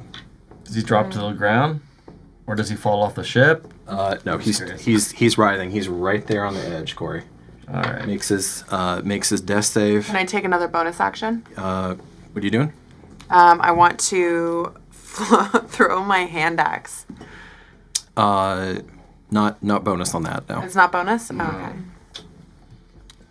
What is bonus then? Do you want to put Scorn of the Night on him? Ooh, that's intense. But yeah, why not? That'll be fun. Let's do Scorn of the Night. Okay. Okay.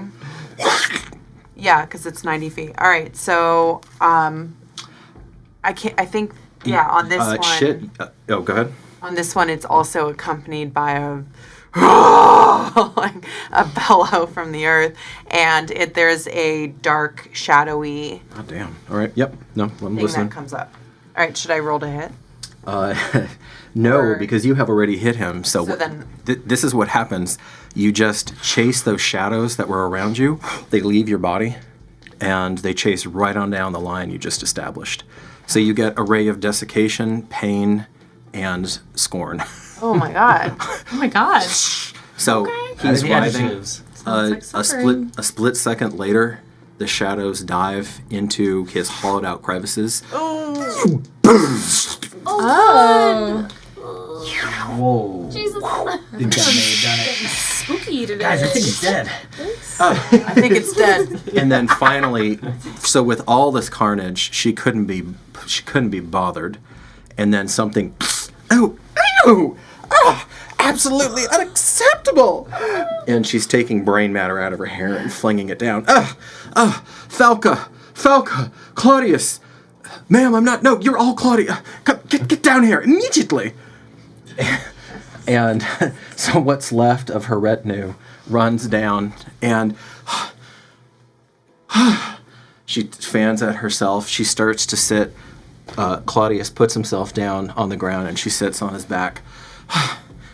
All right. So I love it. Can we just like attack her? Like, Yeah, she's pissing me off. okay, and you hear, Pox, is it well received? Is it well received? I'm not with them. Yes, you are. Yes, you are. No, well, okay, I kind of am, but I'm here for a better future. Love it. And this gentleman who had crept, you move. That's not going to save you now. Shut up. And you see this man looking over the tips of one of the largest crates. Peace, Pox? Yes, good. I'll wait till my turn. Oh yeah, no. I mean, we're out of rounds. Yay. Okay.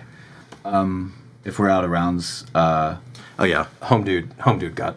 Oh, yeah. Home dude got obliterated by, I don't know, probably a dozen archers or something. Bye. yeah, Titus will walk up and then get onto the ship and then have them all drop their weapons. I'll follow. Yeah. Okay, yeah. And I'll walk past her, like, not even paying attention to her. All right. And be like, and I'm actually going to sit and put my, like, foot up on the captain's head, like, of his deceptive body, and just kind of sit there with my sword, and, like, as they just drop off all their weapons. Be like, you know. Okay, one by one, the man who was The one who did the... was Pox. Yeah. He's like, down. But I look around you, you fool, down. And you hear clink, clank, clink, clank, and Free the men below. Free the men below. do you guys want to push on another 5-10 minutes, or do you want to end it there? Up to you guys. I'm going to push on, but All right, let's push on. Almost done. We're almost there. Okay. Would I be able to resist not killing these guys? Oh, hang on. Ooh. I'm just being honest here. It's... Make a wisdom check. Thank you, Corey. Appreciate that.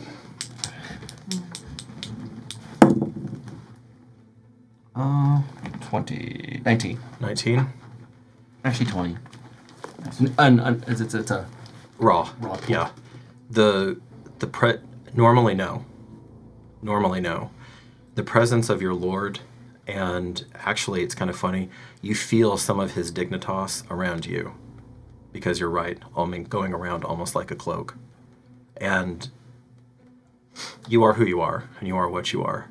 But you also, it would be a sorry day indeed if Sergeant Merrick Touchjam disrupted the chain of command that way. When your lord has this, and you can feel you can feel his formidable will beating these men down, and it's about to turn. So, if you want to attack, you may still attack. No. Yeah, you kind of put the bow down. yeah, I want them all to drop their weapons and then go to the end of the ship and free the slaves and have them come up. And I just want to be sitting there waiting for them to do that on my behalf. I will have a little something. So Donna, go ahead and note that we're going to start the next session, even if we have to do a little time jump after. No back and forth. I didn't lie to you guys. So, but I just want to make sure that we don't cheat that. But I want to be, of course, respectful of everybody's time. So you are going to be dealing with Evander and Jason.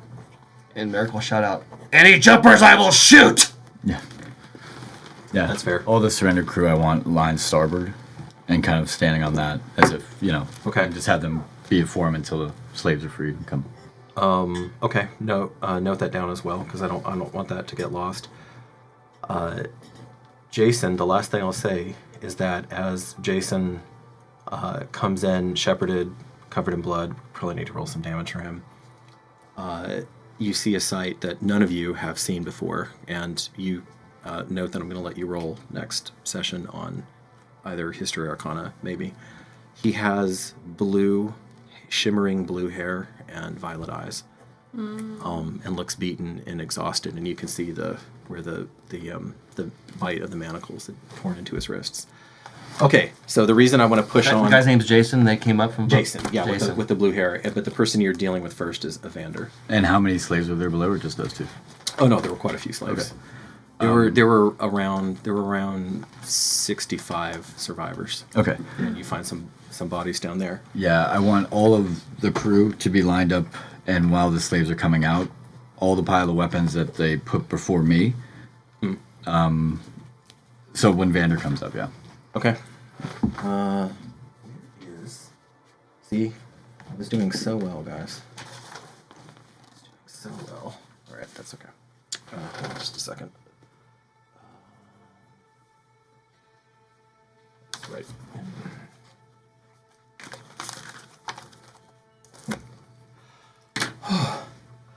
You must be Lord Titus Metellus. Vander's there. What's up? Vander's by me. The slaves are up on the deck. It's Yeah. yes, that is proceeding. Okay. Okay. She sits up. I beg your pardon. A moment. She says, "Well, if you have to wait on the news that I'm here to officially annex you, I suppose there isn't much more conversation to be had." A moment. All right, we'll end it there. Damn. I did want one thing to say to Vander. Can I? Because I think that this will just be a good one for a little bit of a cliffhanger. Go ahead. Take the weapons and end it. And I want the slaves to kill the crew. And then I'll walk off. Okay. Okay. Woo! That is not going to automatically happen. No. That's the cliffhanger. Okay. No, that's a good place to end it. Of course, this mysterious lady is just. She's like, yes. The Lords, they always have to get this bloodshed out of themselves. Okay. I'm gonna murder her. Wow. Oh man. So, Happy Halloween, everyone. happy Halloween! So nice and such sterling examples of justice and mercy Right. as we go on. So, once more, I hope you enjoyed the show. I hope you enjoyed a bit of spectacle along with us. We certainly did, as our Leptis Terrier finally breaks loose and demands to follow his savior. His name's Landis. Okay. Name is Landis. Just demanding to be let in, absolutely. And meanwhile, I hope that you are able to rejoin us for episode 10, coming, well, again, a little weird, but coming up, obviously, after episode 9, because that's how numbers work. That's just the whole time thing. Thank you very much for spending the most precious gift that there is to give another person, your time, as you travel out there and are not caught up by any slavers or homicidal kithki. I hope that you stay well and you stay curious. See you next time. Thank you.